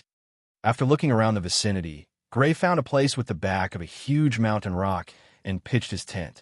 In the evening, Gray, who was still not sleepy, stayed in a specially made leather tent that was extremely warm. He took out a book and read through a simple rune lamp. Cercopithecus was ordered to guard outside. From time to time, the roars of beasts could be heard from the surrounding forest. It was a drama between the hunter and the prey. Even though it was winter, there were still wild beasts and blood fiends moving around at night. Suddenly, the surroundings suddenly became extremely quiet. The roars of all kinds of beasts suddenly disappeared and did not appear again for a long time. Gray, who was reading, was keenly aware of the abnormality. After a slight hesitation, he turned off the rune lamp, opened the tent, and walked out. It was extremely quiet outside. There was not the slightest bit of sound from the wild beasts. It was as if all the wild beasts had suddenly disappeared. Behind him was a huge mountain rock that was 30 to 40 meters high. Gray climbed up from the side of the mountain rock and arrived at the top. He looked around. Immediately, he saw a scene that made his hair stand on end. In a nearby forest, and even in the forest extremely far away, there were many hazy white figures shuttling back and forth. They passed through the forest, through the mountain rock, and headed in the same direction. They were silent, as if they did not have a physical body. They were impressively spirits, one after another. Chapter 284. Swoosh, swoosh. Streaks of white spirits moved forward. Most of them were in the form of beasts, but there were also some in the form of humans. Neither the trees nor the rocks could stop them from moving forward. They moved silently, passing through the trees and rocks. They appeared on the other side of the trees and rocks and headed in the same direction. It was as if something was summoning them in that direction. Spirits, and there are so many of them. Gray felt his scalp go numb and a chill run down his spine. Ever since the last time he met the specter and learned of its weakness, Gray was no longer afraid of the specter. They were merely strange life forms formed after the death of humans or animals.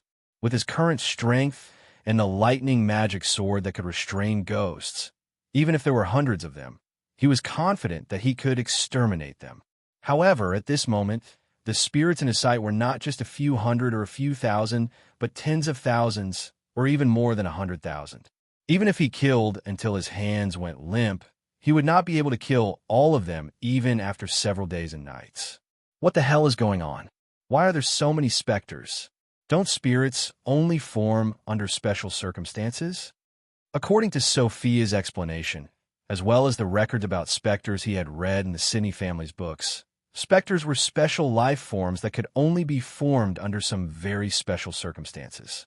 They rarely appeared, and even if they did, there would not be many of them.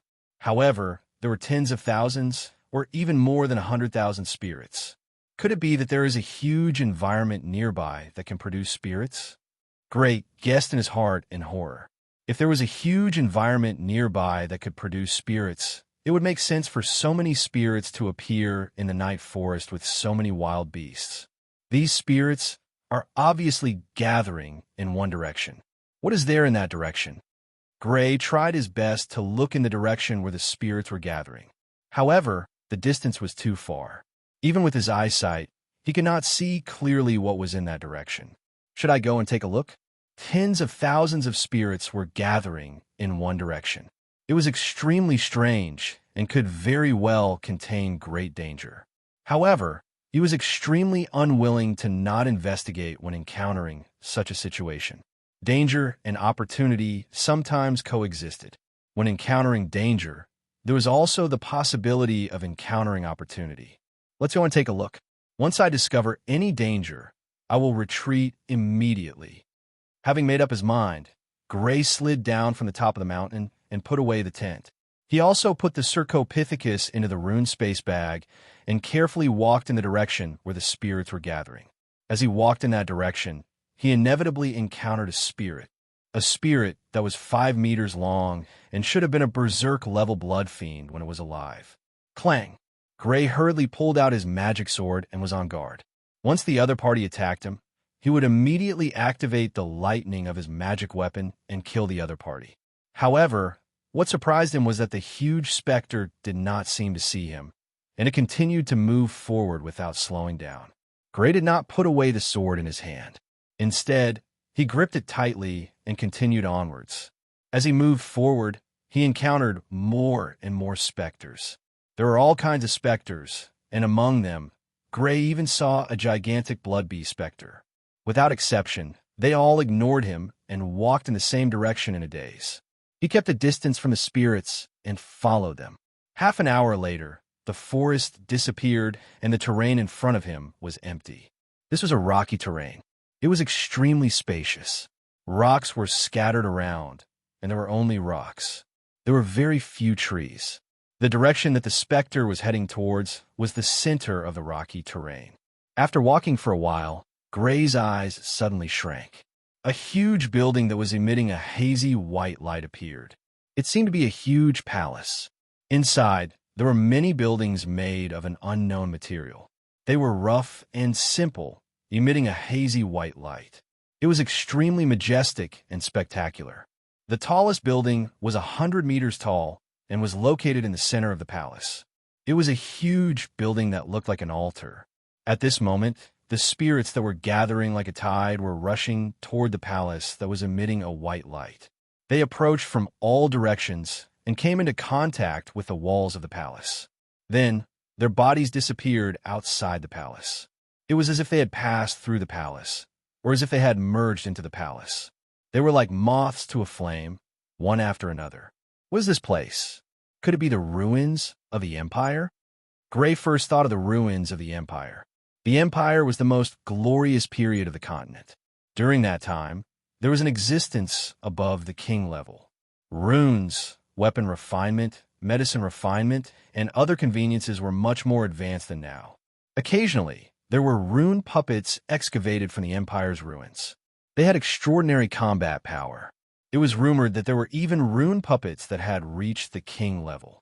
There were also many powerful and strange magic weapons. There were rumors that there were even silver-ranked magic weapons that were above bronze-ranked. It was said that such a weapon could even increase a person's combat power by a large level. As for potions like magic potions that weren't easy to preserve, they rarely appeared. The few times they did appear, they produced potions with effects that far exceeded the current level of potion refinement. There was even a magic potion that allowed a desolate blood warrior to become a king-class warrior. No, this style doesn't look like the ruins of the Empire.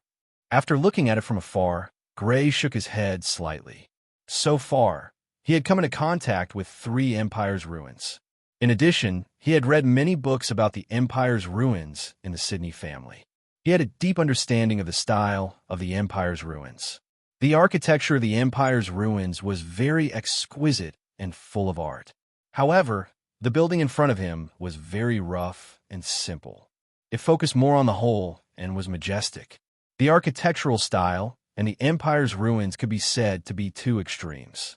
And it doesn't look like the architectural style of the 4 kingdoms. What era is this building from? Could it be that it's from an era even older than the Empire? If it was not the architectural style of the 4 kingdoms, nor was it the architectural style of the Empire before the 4 kingdoms, then it could only be an architectural style that was older than the Empire. This was the only reasonable guess. Is that the entrance? On the side of the building facing Gray, there was an arched passageway that was more than 50 meters high and 30 meters wide. It was now emitting a faint white light. Avoiding the ghosts with difficulty, Gray came to the arched passageway. He looked inside and saw that it was a deep tunnel. The walls of the passageway gave off a hazy white light, making it dark and deep. After hesitating for a moment, he carefully walked into the passageway. His body was tense at all times. If he felt that something was wrong, he would immediately retreat. Bang! However, just as he took a step forward, he was given a fright and quickly retreated dozens of meters away. What's going on? After confirming that nothing was wrong, a trace of suspicion appeared on Gray's face. Just then, he felt as if he had crashed into a wall, which was why he had retreated without hesitation. After waiting for a while and confirming that nothing was wrong, Gray walked forward and came to the entrance of the passageway again. He stretched out his hand and touched the passageway. Ha! In front of him, his hand encountered an obstruction.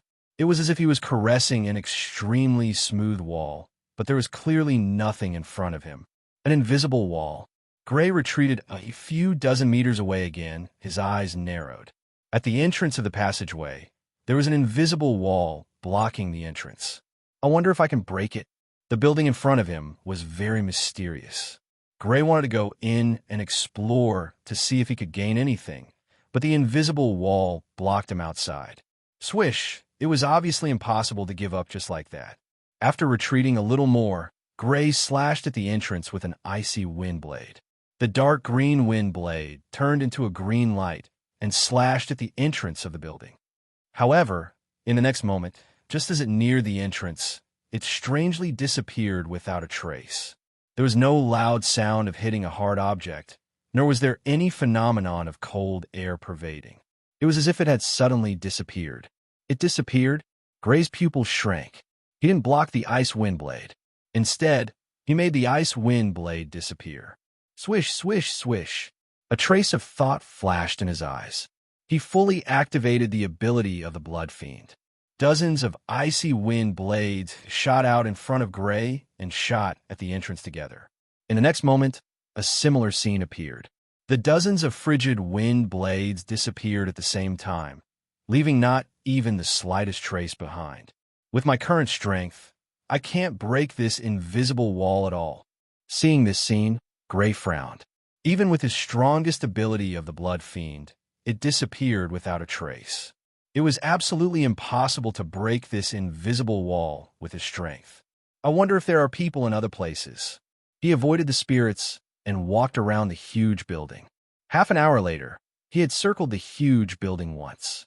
Other than the entrance that he had discovered at the beginning, the other places were towering walls that were at least 50 to 60 meters high. There was no entrance at all.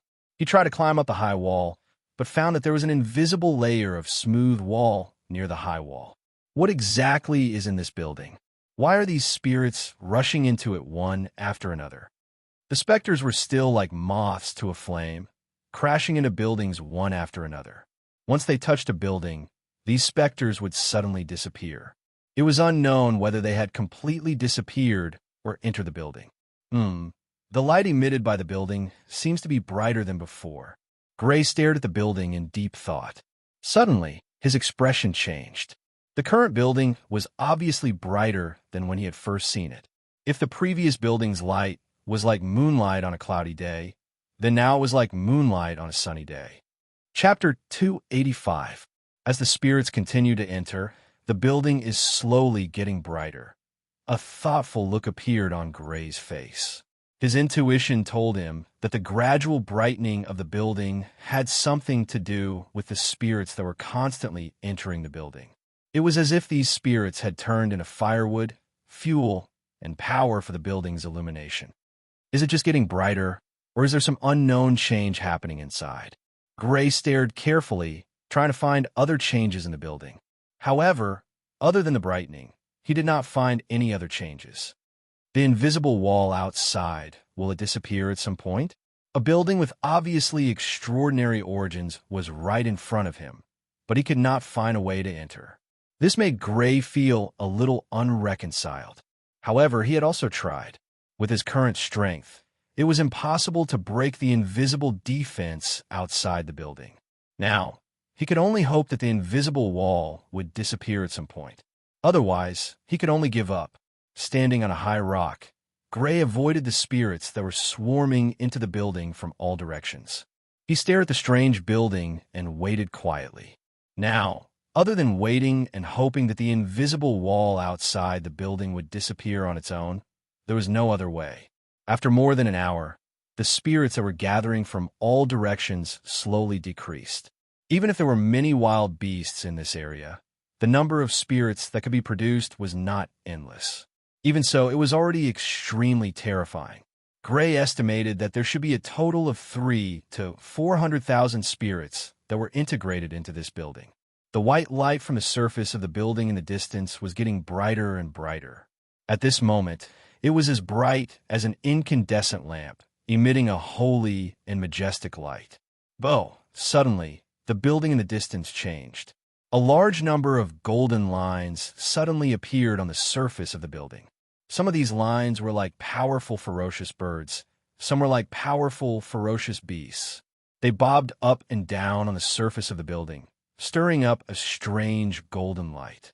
It complemented the white light of the building itself, revealing a sense of holiness and tranquility, making people unable to help but worship it.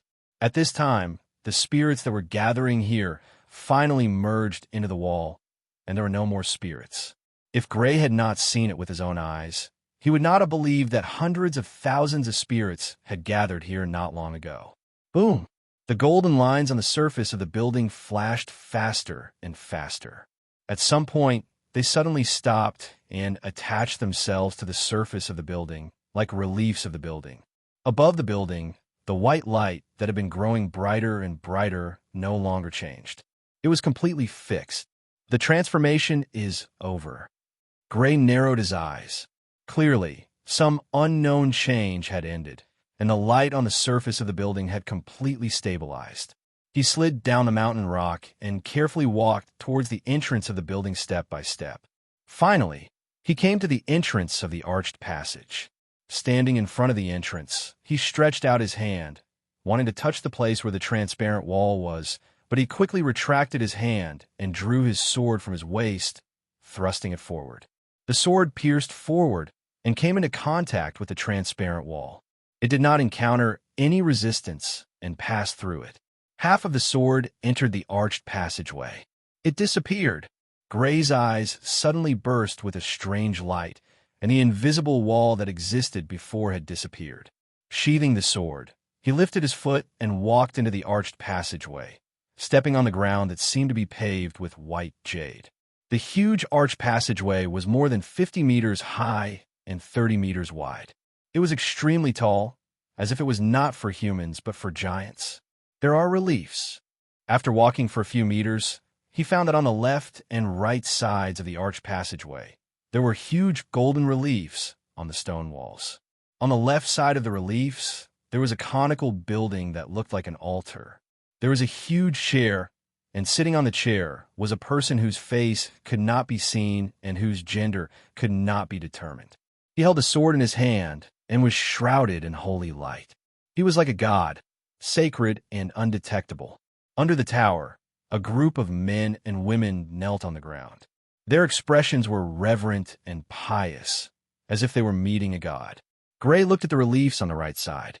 On the right side of the reliefs, a person whose gender could not be determined was holding a sword, was fighting with another person whose gender could not be determined, was holding a spear.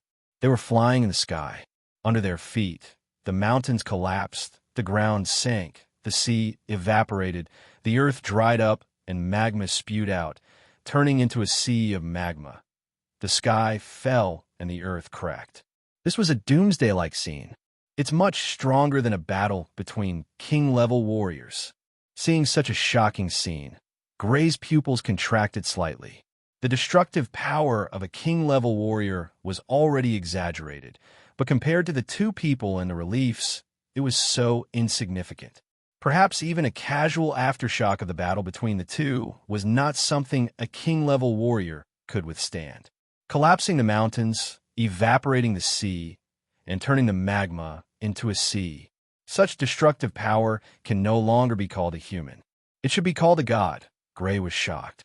With such destructive power, there was no difference between a god and such an existence, rather than a human, should be called a god because they were no different from a real god. He did not know if the reliefs were exaggerated. If they were not, then it was terrifying. To be able to reach such a level after cultivating to a high level made him extremely yearn and shocked. After a long time, he continued to move forward. Following the arched passage, he walked forward for a while, and another reliefs appeared on the left and right sides. Gray first looked at the reliefs on the left and saw a person holding a sword in the sky, whose gender could not be determined, standing in the sky. The aura on his body was sacred and powerful, with a strong sense of majesty. On the shattered ground, a person holding a spear, whose gender could not be determined, spat out blood. The spear touched the ground, supporting the body, and was on the verge of collapse. Obviously, the people with swords who couldn't tell if they were male or female had the advantage, while the people with spears who couldn't tell if they were male or female were already seriously injured. Gray looked at the reliefs on the right. In the reliefs, in addition to the person holding a sword and the person holding a spear, there were two more people who could not be determined. One of the two people held an axe, the other held two swords, and together with the person holding a spear, the three of them attacked the person holding a sword. Facing the siege of three people, the person holding a sword was in a critical situation. Surrounded, I'm afraid. Gray's expression changed slightly. Although the person holding a sword was powerful, and when fighting with the person holding a spear, he had an absolute advantage. But facing three people who were equally powerful, the situation began to become disadvantageous. He had a rough idea of what the outcome would be. Following the arched passage, he continued to walk forward, and another two huge reliefs appeared on the left and right sides. As expected, he looked at the reliefs on the left, and an expression of as expected appeared on his face. Facing the siege of three powerful opponents, the person holding a sword was covered in blood and was seriously injured. Even the sword in his hand was mostly broken, leaving only the hilt and a little bit of the sword blade. Even the weapon was broken, so one could imagine how tragic the battle was. 1 against 3, facing 3 experts of the same level. Even if the person holding a sword was powerful, he was still defeated in the end. Gray hurriedly looked at the reliefs on the right. On the reliefs on the right, there were 3 people holding a spear, an axe, and 2 swords. They held their weapons and attacked the person holding a sword who was seriously injured. The person holding a broken sword looked up at the 3 people, and there was a light coming out of his body, penetrating the 3 people. Is this a desperate move? Gray felt that the light coming out of the person holding the sword was a desperate move to perish together with the enemy. Desperately wanting to know what had happened afterwards, Gray hurriedly walked forwards. He once again saw 2 relief sculptures. At this time, he had already reached the end of the arched passage. These 2 relief sculptures were also the last 2 relief sculptures to be seen. The reliefs on the left, the person holding a sword, his body was emitting a bright light, and the person holding a spear, an axe, and 2 swords seemed to be hiding in horror. On the right relief sculpture, on the broken ground, there was no figure of a person holding a sword. There was no figure of a person holding a spear, an axe, or 2 sabers. There was only a half-broken sword lying alone on the ground. The person holding the sword should be dead. What about the other 3? Gray frowned. The figure of the person holding the sword, whose gender could not be determined, disappeared, leaving only a broken sword. If nothing unexpected happened, this person should be dead. Otherwise, the sword would not have been left there. As for the other 3, he could not be sure whether they were dead or not. There were no weapons left at the scene. The 3 people might have been injured, but they left safely. It was also possible that under that light, not only did they die, but even the weapons in their hands were broken and disappeared. After thinking for a moment, Gray could not think of a definite answer. He no longer thought about the story of the reliefs.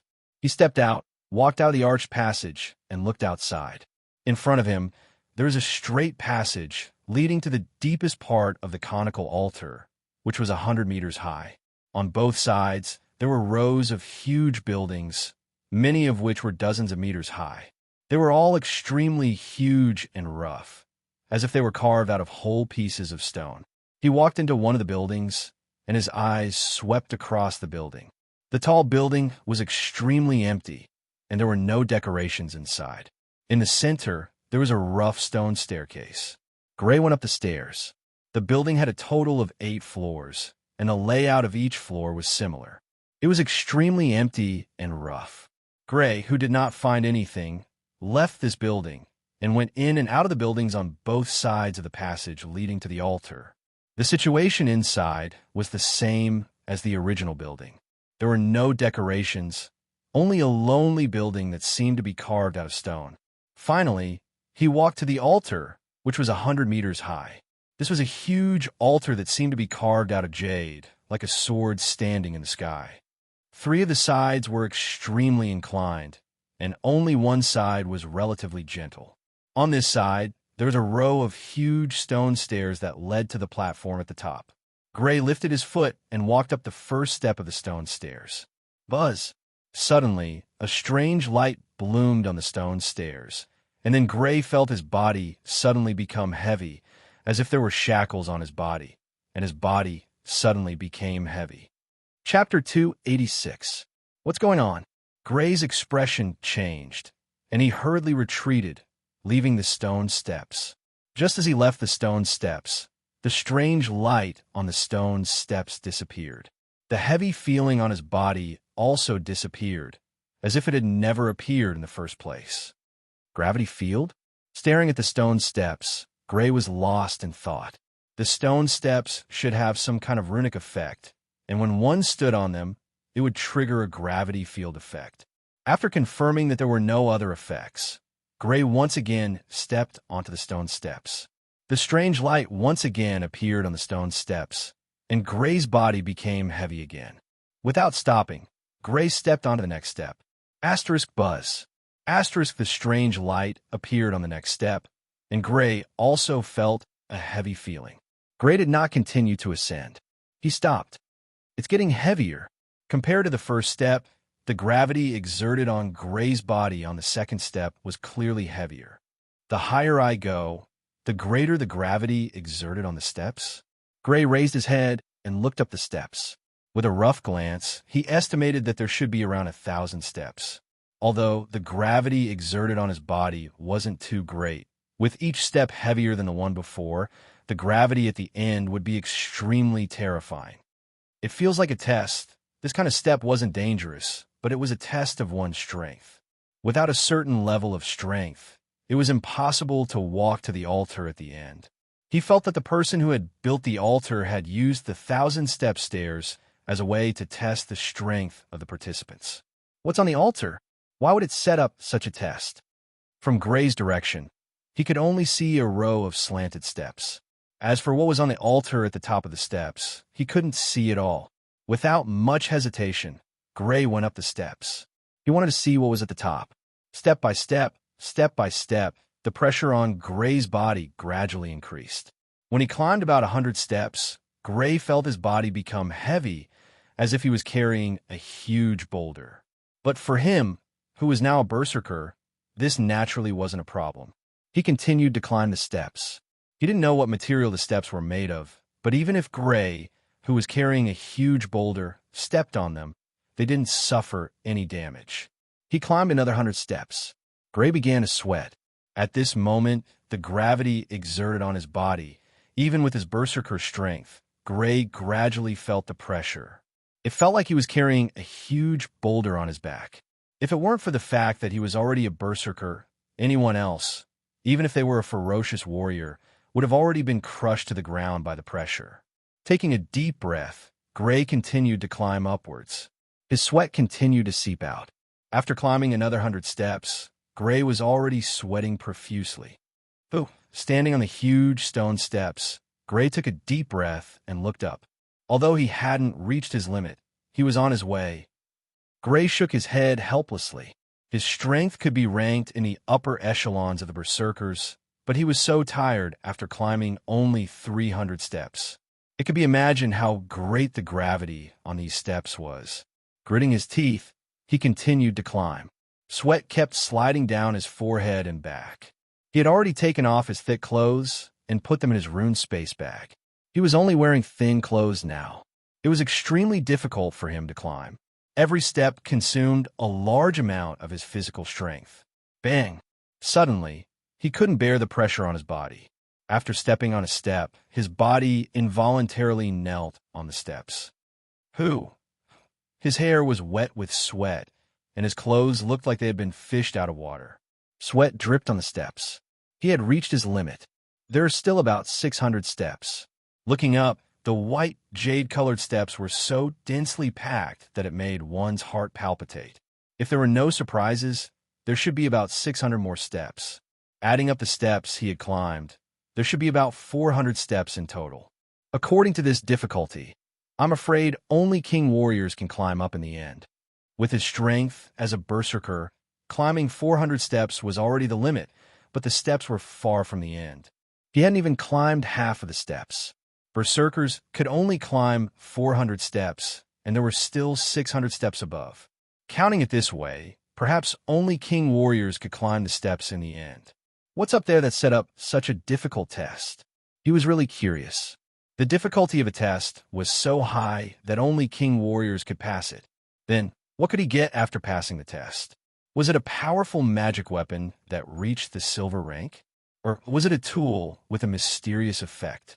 Looking at the densely arranged steps again, Gray was really unwilling, but he still turned and walked down. The test was too difficult. It was not something he could pass now. It was better to leave this altar and go to other places in the palace to see if he could find anything useful. Going down the steps, Gray began to search the palace. He searched the buildings one by one, not letting go of any place. A few hours later, he had searched the whole palace, but he didn't find anything. This palace didn't look like a place for people to live.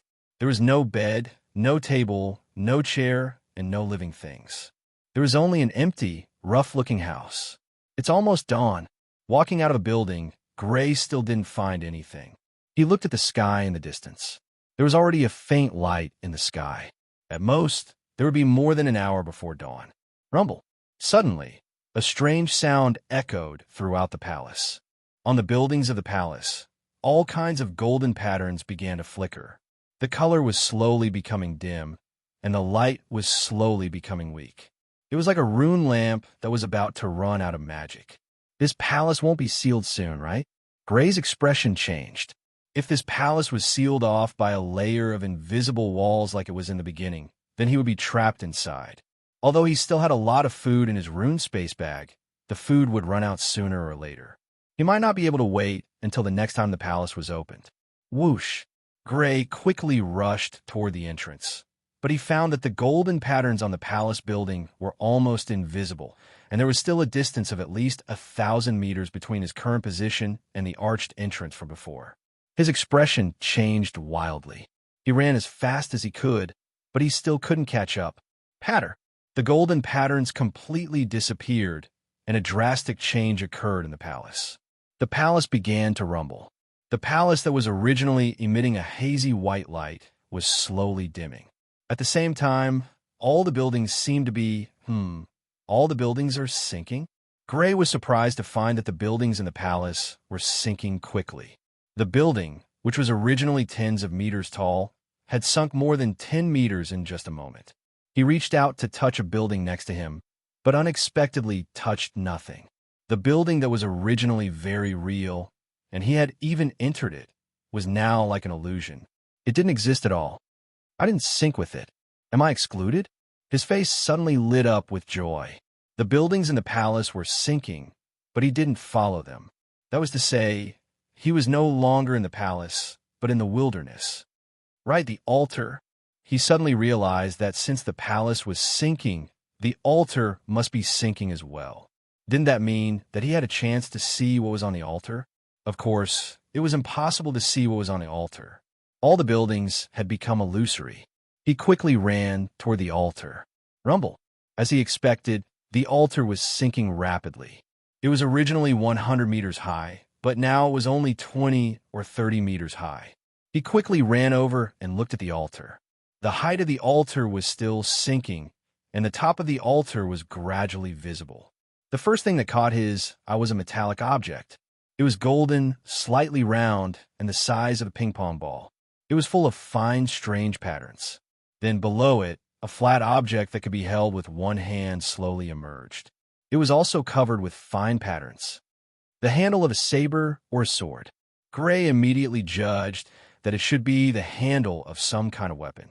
As he continued to look down, an unknown ferocious beast was circling around the handle. Its left and right claws were spread out, forming the connection between the blade and the handle. Below it, a weapon with blades on both sides could be seen. Is this the sword? Seeing the shape of the handle and the blade, Gray confirmed that it was a sword. His eyes suddenly widened. He had seen this sword before. He had seen it on the relief on the wall of the arched passageway.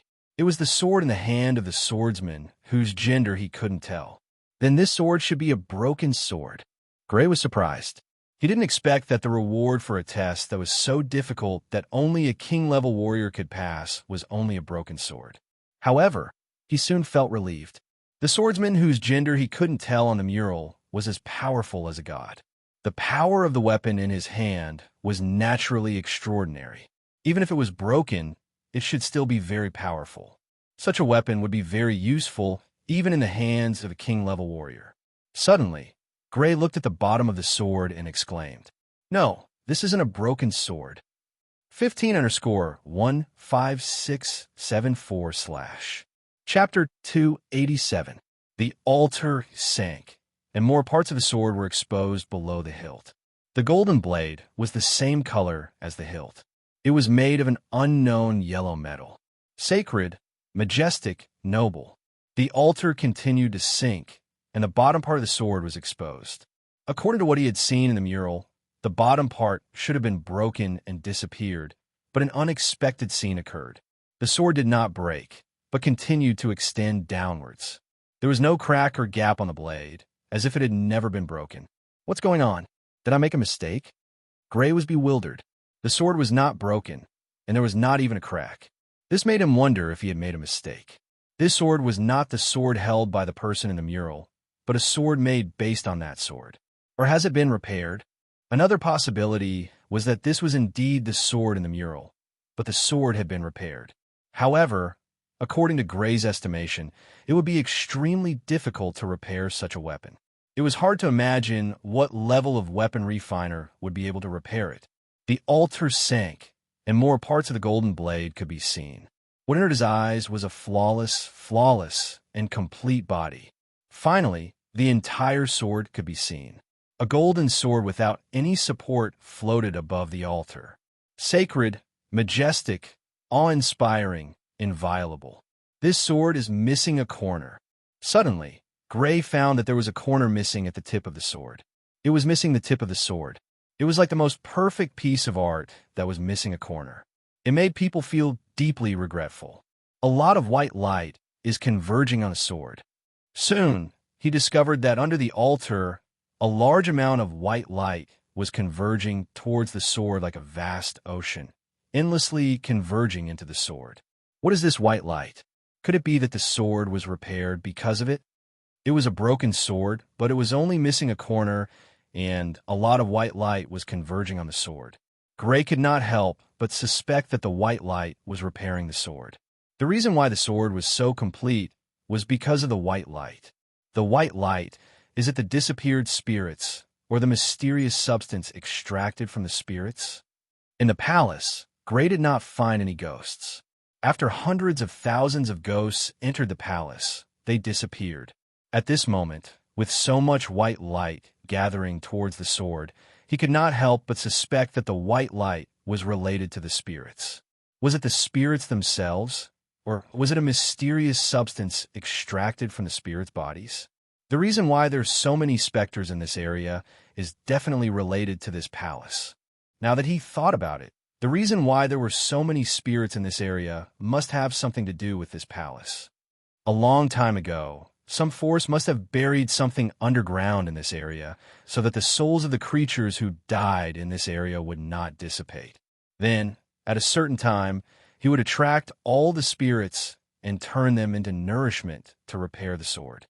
Using endless spirits to repair this sword? Isn't this method a little too exaggerated? Putting aside the fact that Ghost was able to repair the sword, just this method alone was enough to make Gray's heart tremble.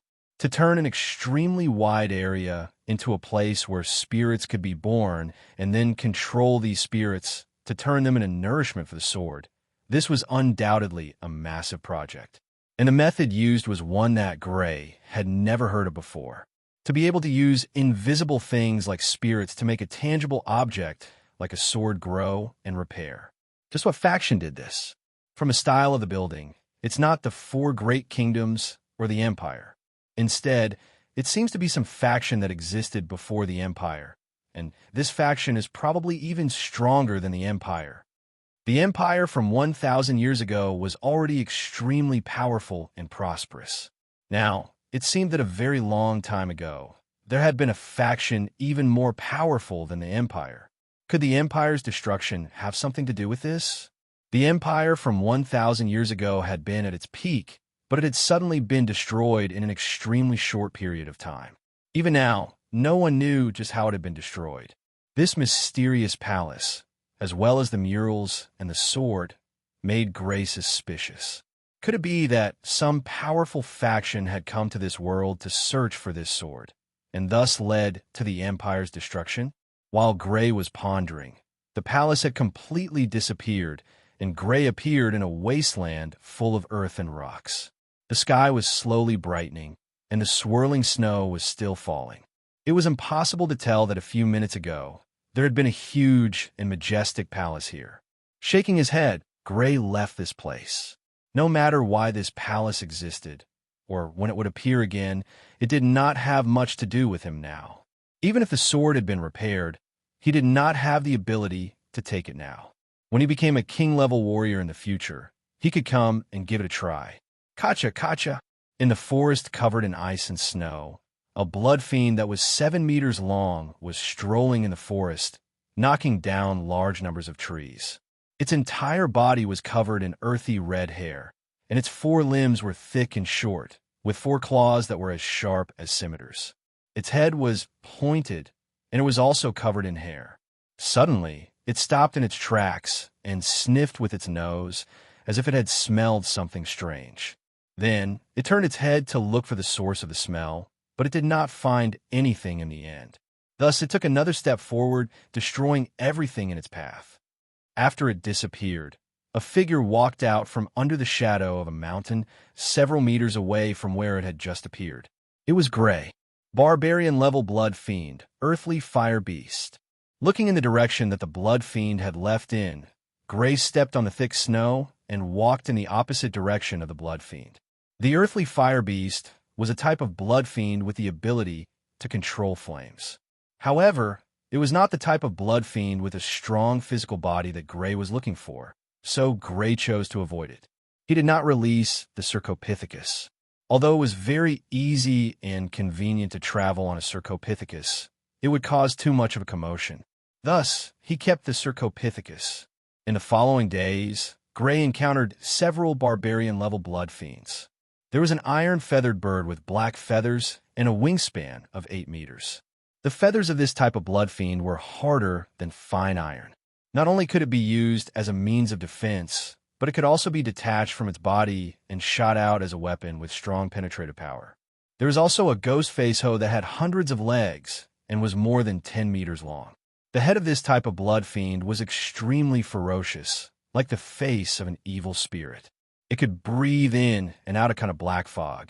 Anything that came into contact with this kind of fog, regardless of whether it was alive or not, would be instantly corroded. There was also a subterranean beast that came and went freely underground. It could create swamps and drag its enemies into the swamps. These blood fiends were not the type of blood fiends with physical abilities that Gray was looking for, so Gray did not make a move. However, an accident still happened. Although Gray did not want to fight with these blood fiends, some of them discovered Gray and attacked Gray. Even though Gray was hiding in the shadows, he was unable to escape. Barbarian-level blood fiends had extremely strong senses. Since it was unavoidable, he could only fight. Gray joined forces with the Cercopithecus. After fighting for a while, they managed to injure the blood fiend, but it managed to escape. Thump, thump, thump. In a forest, a huge monster was moving forward. The monster was covered in thick black hair. It was in the form of a human and walked on 2 legs. It was 7 meters tall. The most special thing about it was that it had a pair of extremely large arms. Both arms were extremely thick as a water tank. They were even thicker than its 2 legs. Iron-armed barbarian ape. More than 100 meters away, in the shadow of a tree that would require several people to wrap their arms around it, Gray looked at the huge beast that was moving forward. His eyes were filled with joy. The iron-armed barbarian ape was a barbarian-level blood fiend. It was a blood fiend of the same order as the iron-armed ape that he had consumed before. The biggest characteristic of this type of blood fiend was its pair of iron arms. They were extremely large and sturdy. Among blood fiends of the same level, no blood fiend could hurt those iron arms. Even blood fiends of a higher level would find it difficult to injure those iron arms. Its way of fighting and attacking was to rely on its huge and indestructible iron arms. This was undoubtedly a barbarian-level blood fiend with physical strength. It was exactly the type of blood fiend that he needed. Gray was not only interested in the carcass of this blood fiend, but also its blood. The iron arms of the iron-armed ape were of great help to Gray. During the battle with Rob Tracy, the iron-armed ape had blocked a fatal attack for him. Otherwise, even if he did not die, he would have been seriously injured. He had long wanted to find an opportunity to obtain the blood of a blood fiend of the same order as the iron-armed ape. Now that he had encountered this iron-armed barbarian ape, Gray planned to take its blood into consideration. At the level of a blood berserker, Gray estimated that he should be able to consume blood 4 or 5 times in total. He had already used up 2 of them. The third time was prepared for the corpse fur ape. The corpse fur ape was so powerful that even if it was only a barbarian-level blood fiend, it was still qualified to be consumed once. For the 4th time, Gray was prepared to consume the blood of the copperback dragon. Gray did not value the ability of the copperback dragon to manipulate metal. Although its attack was powerful, he did not lack powerful attack methods. What he truly valued was its ability to metalize. In the previous battle between the copperback dragon and the desolate-level blood fiend, the copperback dragon displayed a powerful defense after metalizing. Compared to other blood fiends of the same rank, it had definitely reached the peak. For the 5th time, if he had the chance, he would consider the blood of the iron-armed barbarian ape as his target. The iron arms of the iron-armed barbarian ape were definitely worth a chance to consume. Furthermore, he had another idea. Would the defense of the metal arm, which was already extremely strong, be strengthened after being metalized? To what extent would it be strengthened? Without any hesitation, Gray quietly followed the iron-armed barbarian ape from behind. He slowly closed the distance between him and the iron-armed barbarian ape. Soon, he was only a few dozen meters away from the iron-armed barbarian ape. This was the most suitable distance for him to use his blood fiend ability. He was already prepared to use his blood fiend ability. Suddenly, the iron-armed barbarian ape, which was advancing forward, suddenly turned its head. Its huge, light bulb-like eyes locked onto Gray. It had discovered Gray. Chapter 288.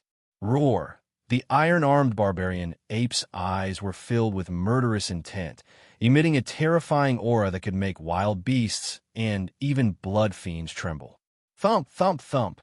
Then, it ran toward Gray in large strides. Stinky saliva flowed from its mouth as it bared its enormous white teeth. Obviously, it had taken Gray as its prey. Kacha, kacha. Several trees blocking its path were violently swept down by its enormous arms. Thump, thump, thump. Each of its steps was a few meters long, leaving behind footprints with a diameter of 1 meter on the ground. The distance of a few dozen meters was quickly shortened. Whoosh! Gray's expression turned grave as he hurriedly retreated. At the same time, 5 icy wind blades slashed out. Swish! The 5 emerald green wind blades looked like they were carved from huge emerald stones.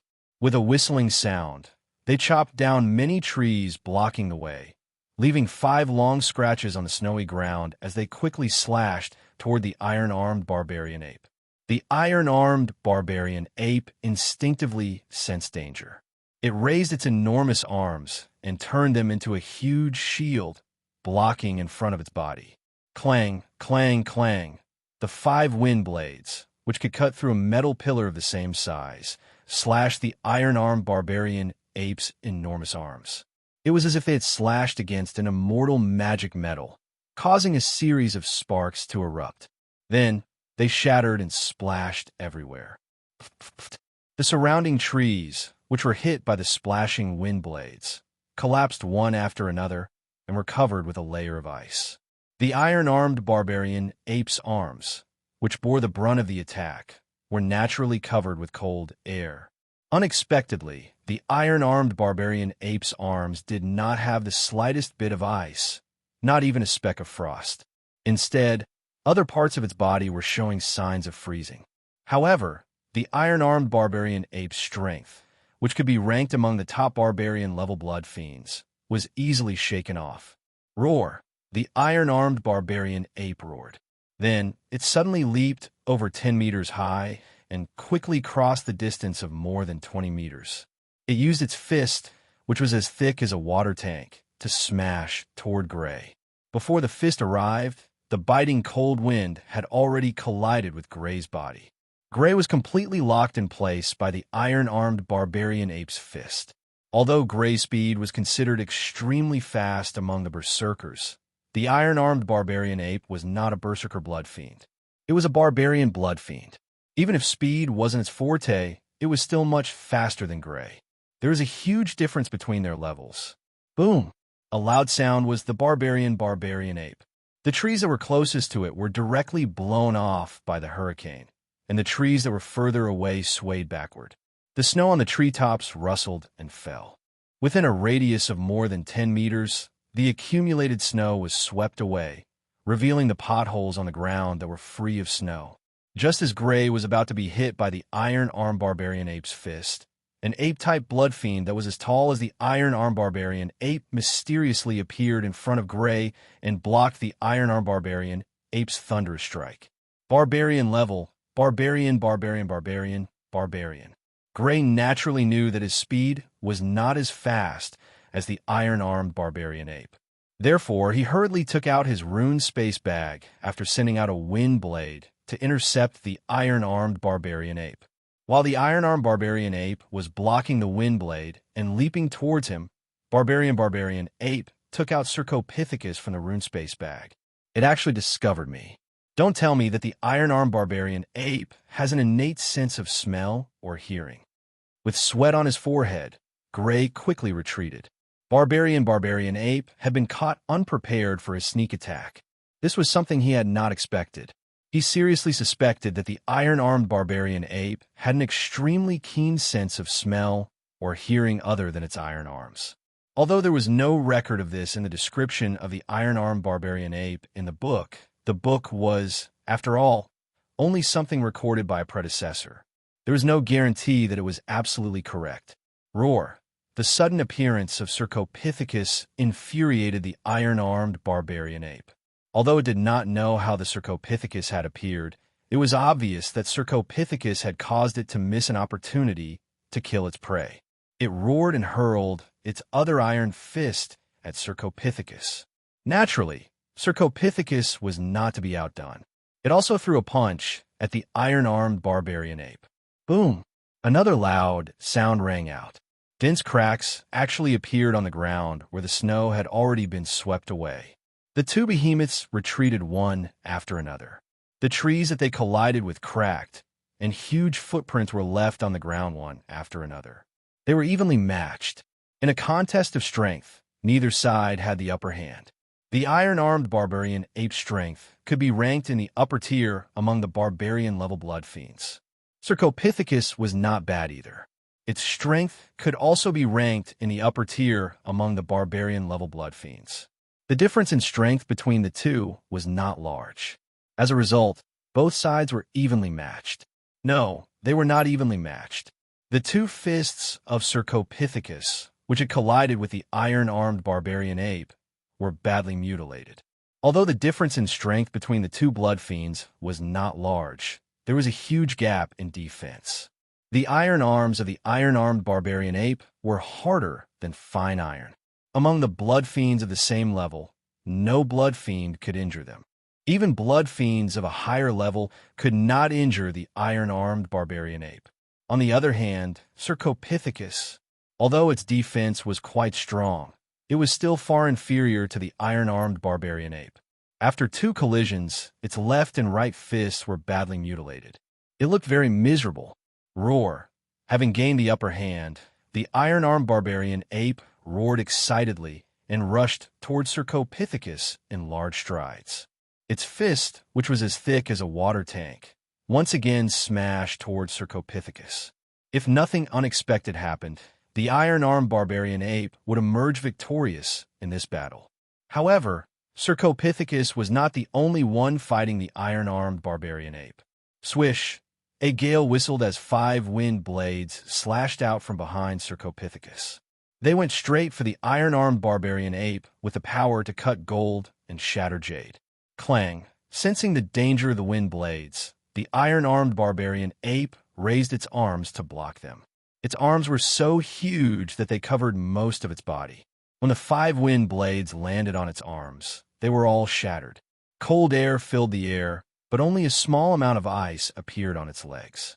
There was no ice at all on its iron arms. This pair of iron arms was like a magic weapon. They were extremely resistant to elemental attacks. Crack! The iron-armed barbarian ape struggled lightly, and the ice on its legs, which wasn't too much, quickly cracked, allowing it to easily break free. Suddenly, a bloody fist pierced straight into its body. Taking advantage of its unprepared state, the fist broke through the blockade of its arms and ruthlessly smashed into its abdomen. Bang! The iron-armed barbarian ape felt a sharp pain in its abdomen. Its huge body rolled out like a rolling stone. Large trees were knocked over by it. It rolled for dozens of meters before it finally stopped. Thump, thump!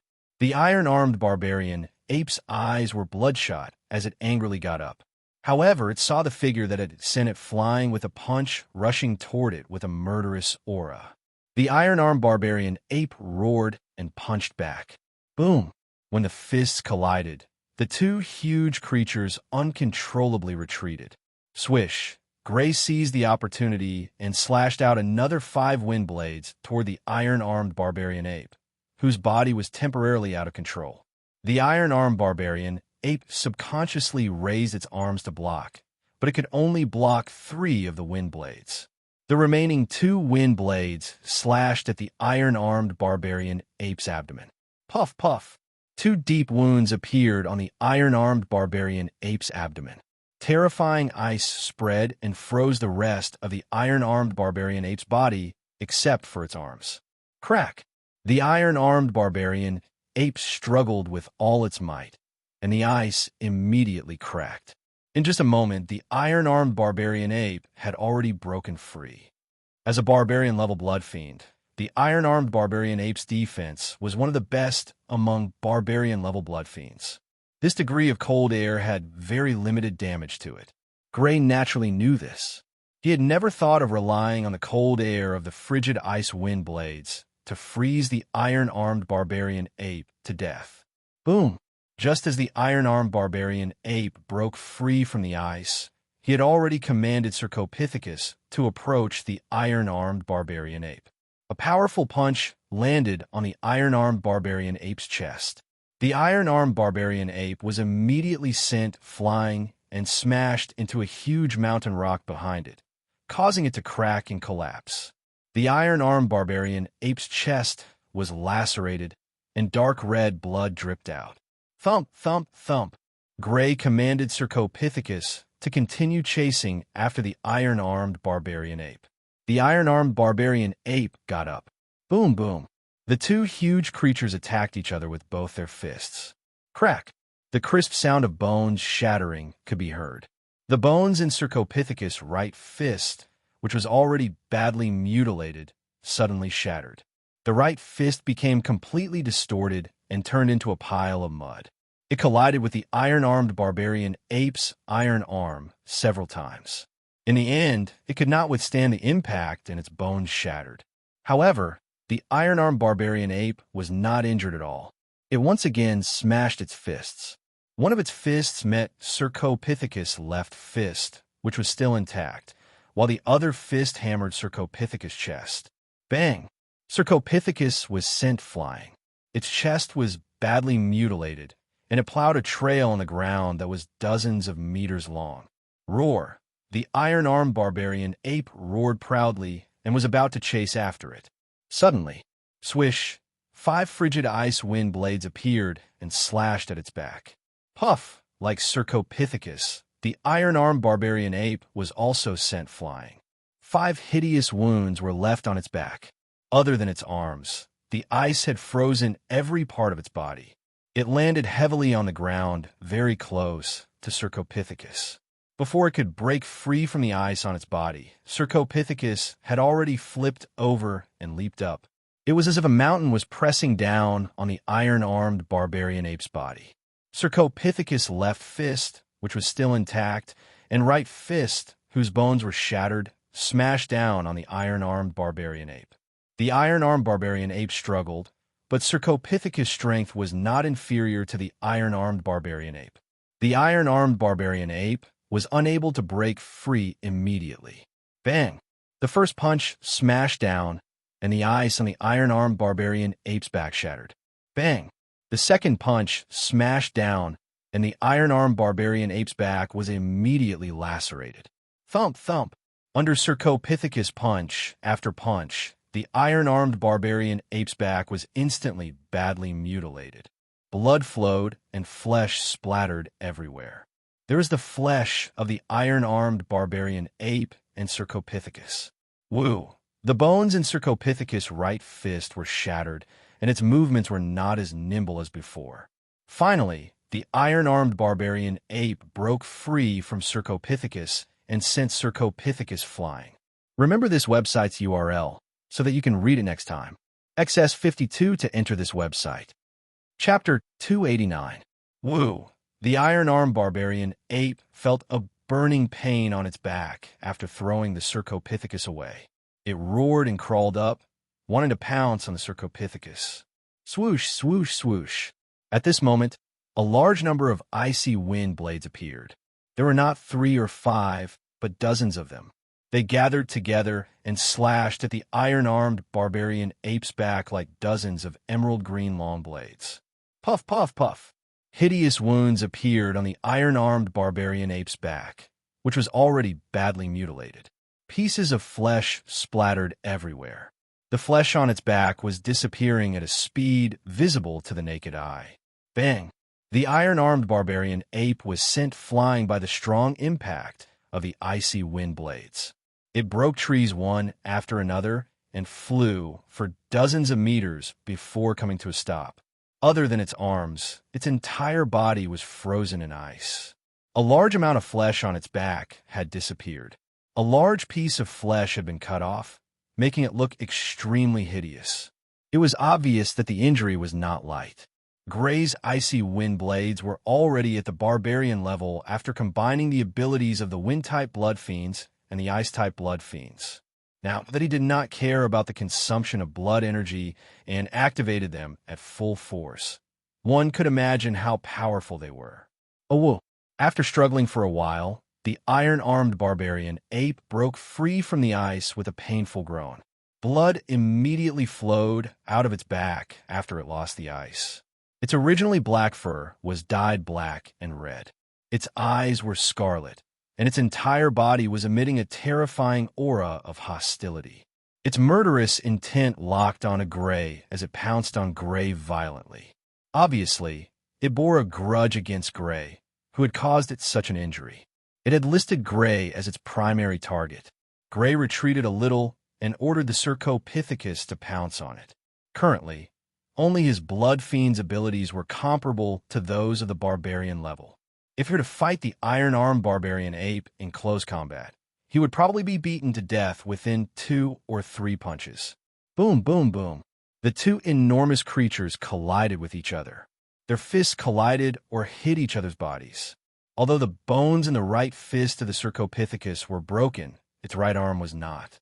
It could still use it. As for pain, the long-dead Cercopithecus naturally did not feel it. Whoosh! Taking advantage of the gap between the iron-armed barbarian ape and the Cercopithecus, Gray slashed out 5 ice wind blades at the iron-armed barbarian ape. The iron-armed barbarian ape raised its arms to block, but it wasn't able to block all of them. Its abdomen was struck by 2 icy wind blades. While leaving 2 deep wounds on the iron-armed barbarian ape, he froze it again. Rumble. On the other side, the Cercopithecus had been waiting under Gray's command for a long time.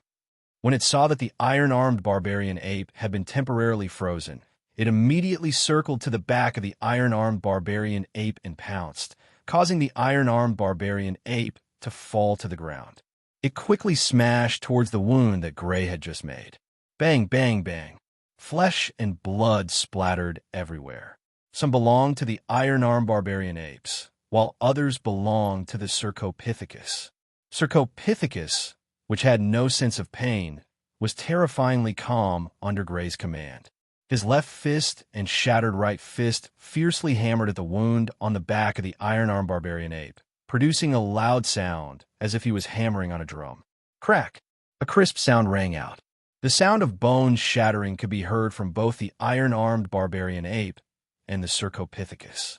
The bones on the back of the iron-armed barbarian ape were shattered. The bones on the left fist of the Cercopithecus were also shattered. Roar! The iron-armed barbarian ape struggled crazily. It forcefully flipped over and ruthlessly smashed its fists onto the chest of the Cercopithecus. The Cercopithecus was sent flying. The iron-armed barbarian ape got up. With a flip of its body, it was already on top of the Cercopithecus. Bang, bang, bang. The iron-armed barbarian ape's fists, which were as large as water tanks, madly smashed onto the body of the Cercopithecus. Crack! After a few punches, the bones in the chest of the Cercopithecus were shattered and pierced into its heart. Under normal circumstances, a blood fiend would have died after its heart was pierced.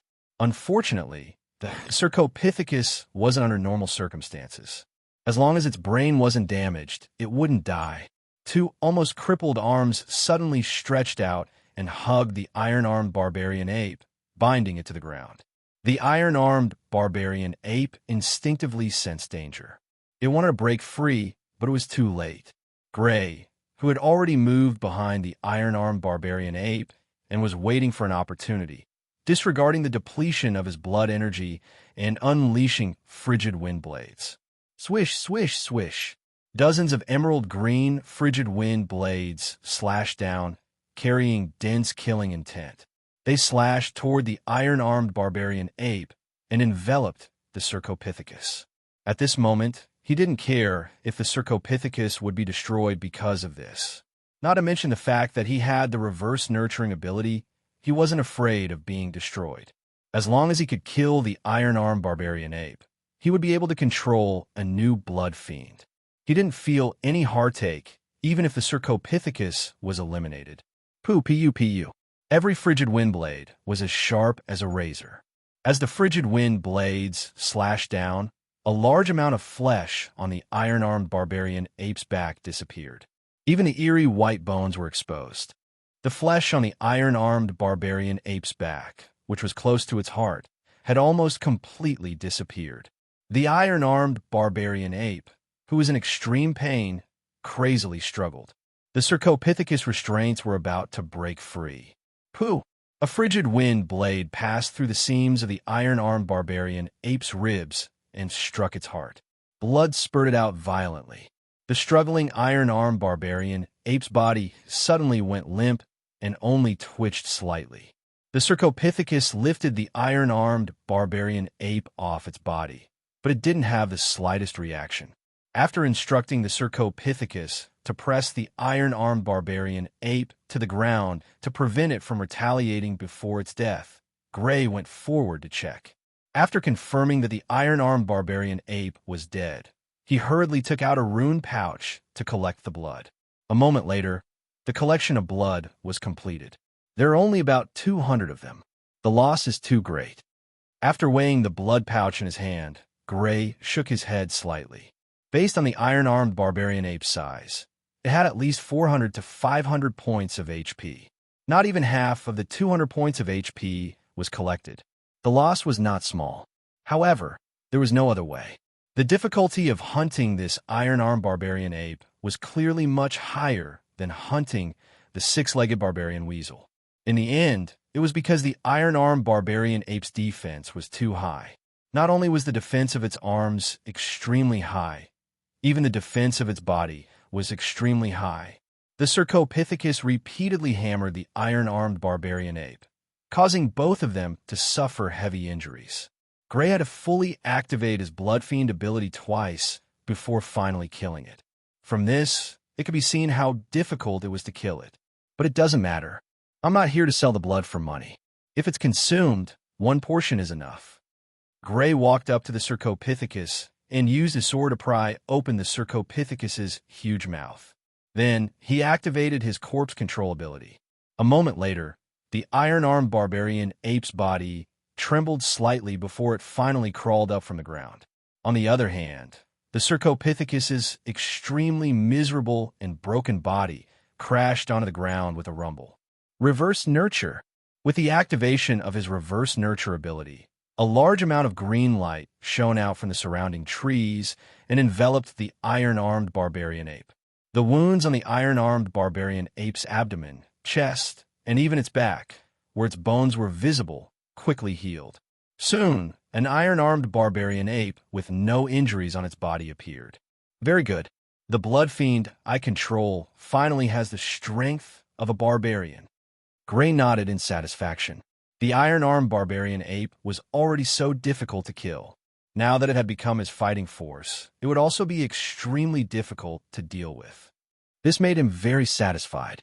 The consumption of Reverse Nurture's blood force is no less than fully activating the Blood Fiend ability once. I don't have much blood force left. I'll temporarily rest nearby for the night.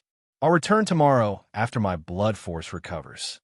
After taking a look at the messy surroundings due to the battle, Gray found an empty space and set up a tent. Then he started a fire and barbecued meat. The next day, thump, thump, thump. Sitting on the iron-armed barbarian ape's shoulder, Gray commanded the iron-armed barbarian ape to rush out of the redleaf forest. Along the way, there were blood fiends fleeing. There were also blood fiends that did not understand the situation and attacked the iron-armed barbarian ape. The results were imaginable. Under the iron-armed barbarian ape's indestructible iron arms, the blood fiends were smashed into meat paste. When he passed by the location of the mysterious palace, Gray stopped for a moment before continuing on his journey. The palace was extremely mysterious. Currently, he had no way of climbing up the altar. He could only leave it be and wait until he had the strength to explore it in the future.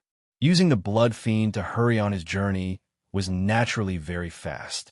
Setting off in the morning, Gray had already arrived at the edge of the red leaf forest in the afternoon. After putting away the iron-armed barbarian ape, Gray headed towards Goathorn Village. Riding on the horse that he was fostering, Gray returned to Fergus Castle. Servants were still shuttling back and forth in the huge Fergus Castle, but it seemed a little cold and cheerless. After the new year, Madame de Milan, Sarah, and Barbara were secretly sent to the original Rock family's castle. Currently, only Earl Fergus was in the castle. "You're back," Earl Fergus asked Gray. "How was it? Did you hunt it?" "Yes, it's an iron-armed barbarian ape." Gray nodded. "Iron-armed barbarian ape?" "Indeed, the iron-armed barbarian ape is a blood fiend with physical abilities." Earl Fergus nodded.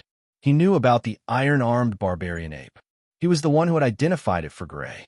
"Father, is there any movement on Rob Tracy's side?" Gray asked the question that he was most concerned about. "I was just about to talk to you about this." Earl Fergus's expression was extremely grave. "Yesterday, the Sidney family sent news that Rob Tracy has left the Wallen family. His current whereabouts are unknown." "His whereabouts are unknown." Gray's pupils suddenly shrank. Although his whereabouts were unknown, he only needed to think carefully to figure out what the other party would do. It would be nothing more than taking revenge on the Sidney territory. Moreover, it must have been a few days since they received the news. The other party might have already infiltrated the Sidney territory. As for the security set up by the Sidney family, Gray estimated that it would not be of much use against Rob Tracy, who had the strength of a barbarian blood warrior and was proficient in assassination. Now, all the families in the Sidney territory are very worried that they will be targeted by Rob Tracy. Like us, they have all hidden their direct descendants. Some families have even hidden their entire family. Earl Fergus said, "Father, I can take charge of the Fergus Castle. Why don't you?" Gray looked at Earl Fergus with a slightly worried expression. Although he already had the strongest combat power he could achieve at the moment, he was not absolutely sure whether he would be a match for Rob Tracy or whether he could protect Earl Fergus from Rob Tracy's assassination.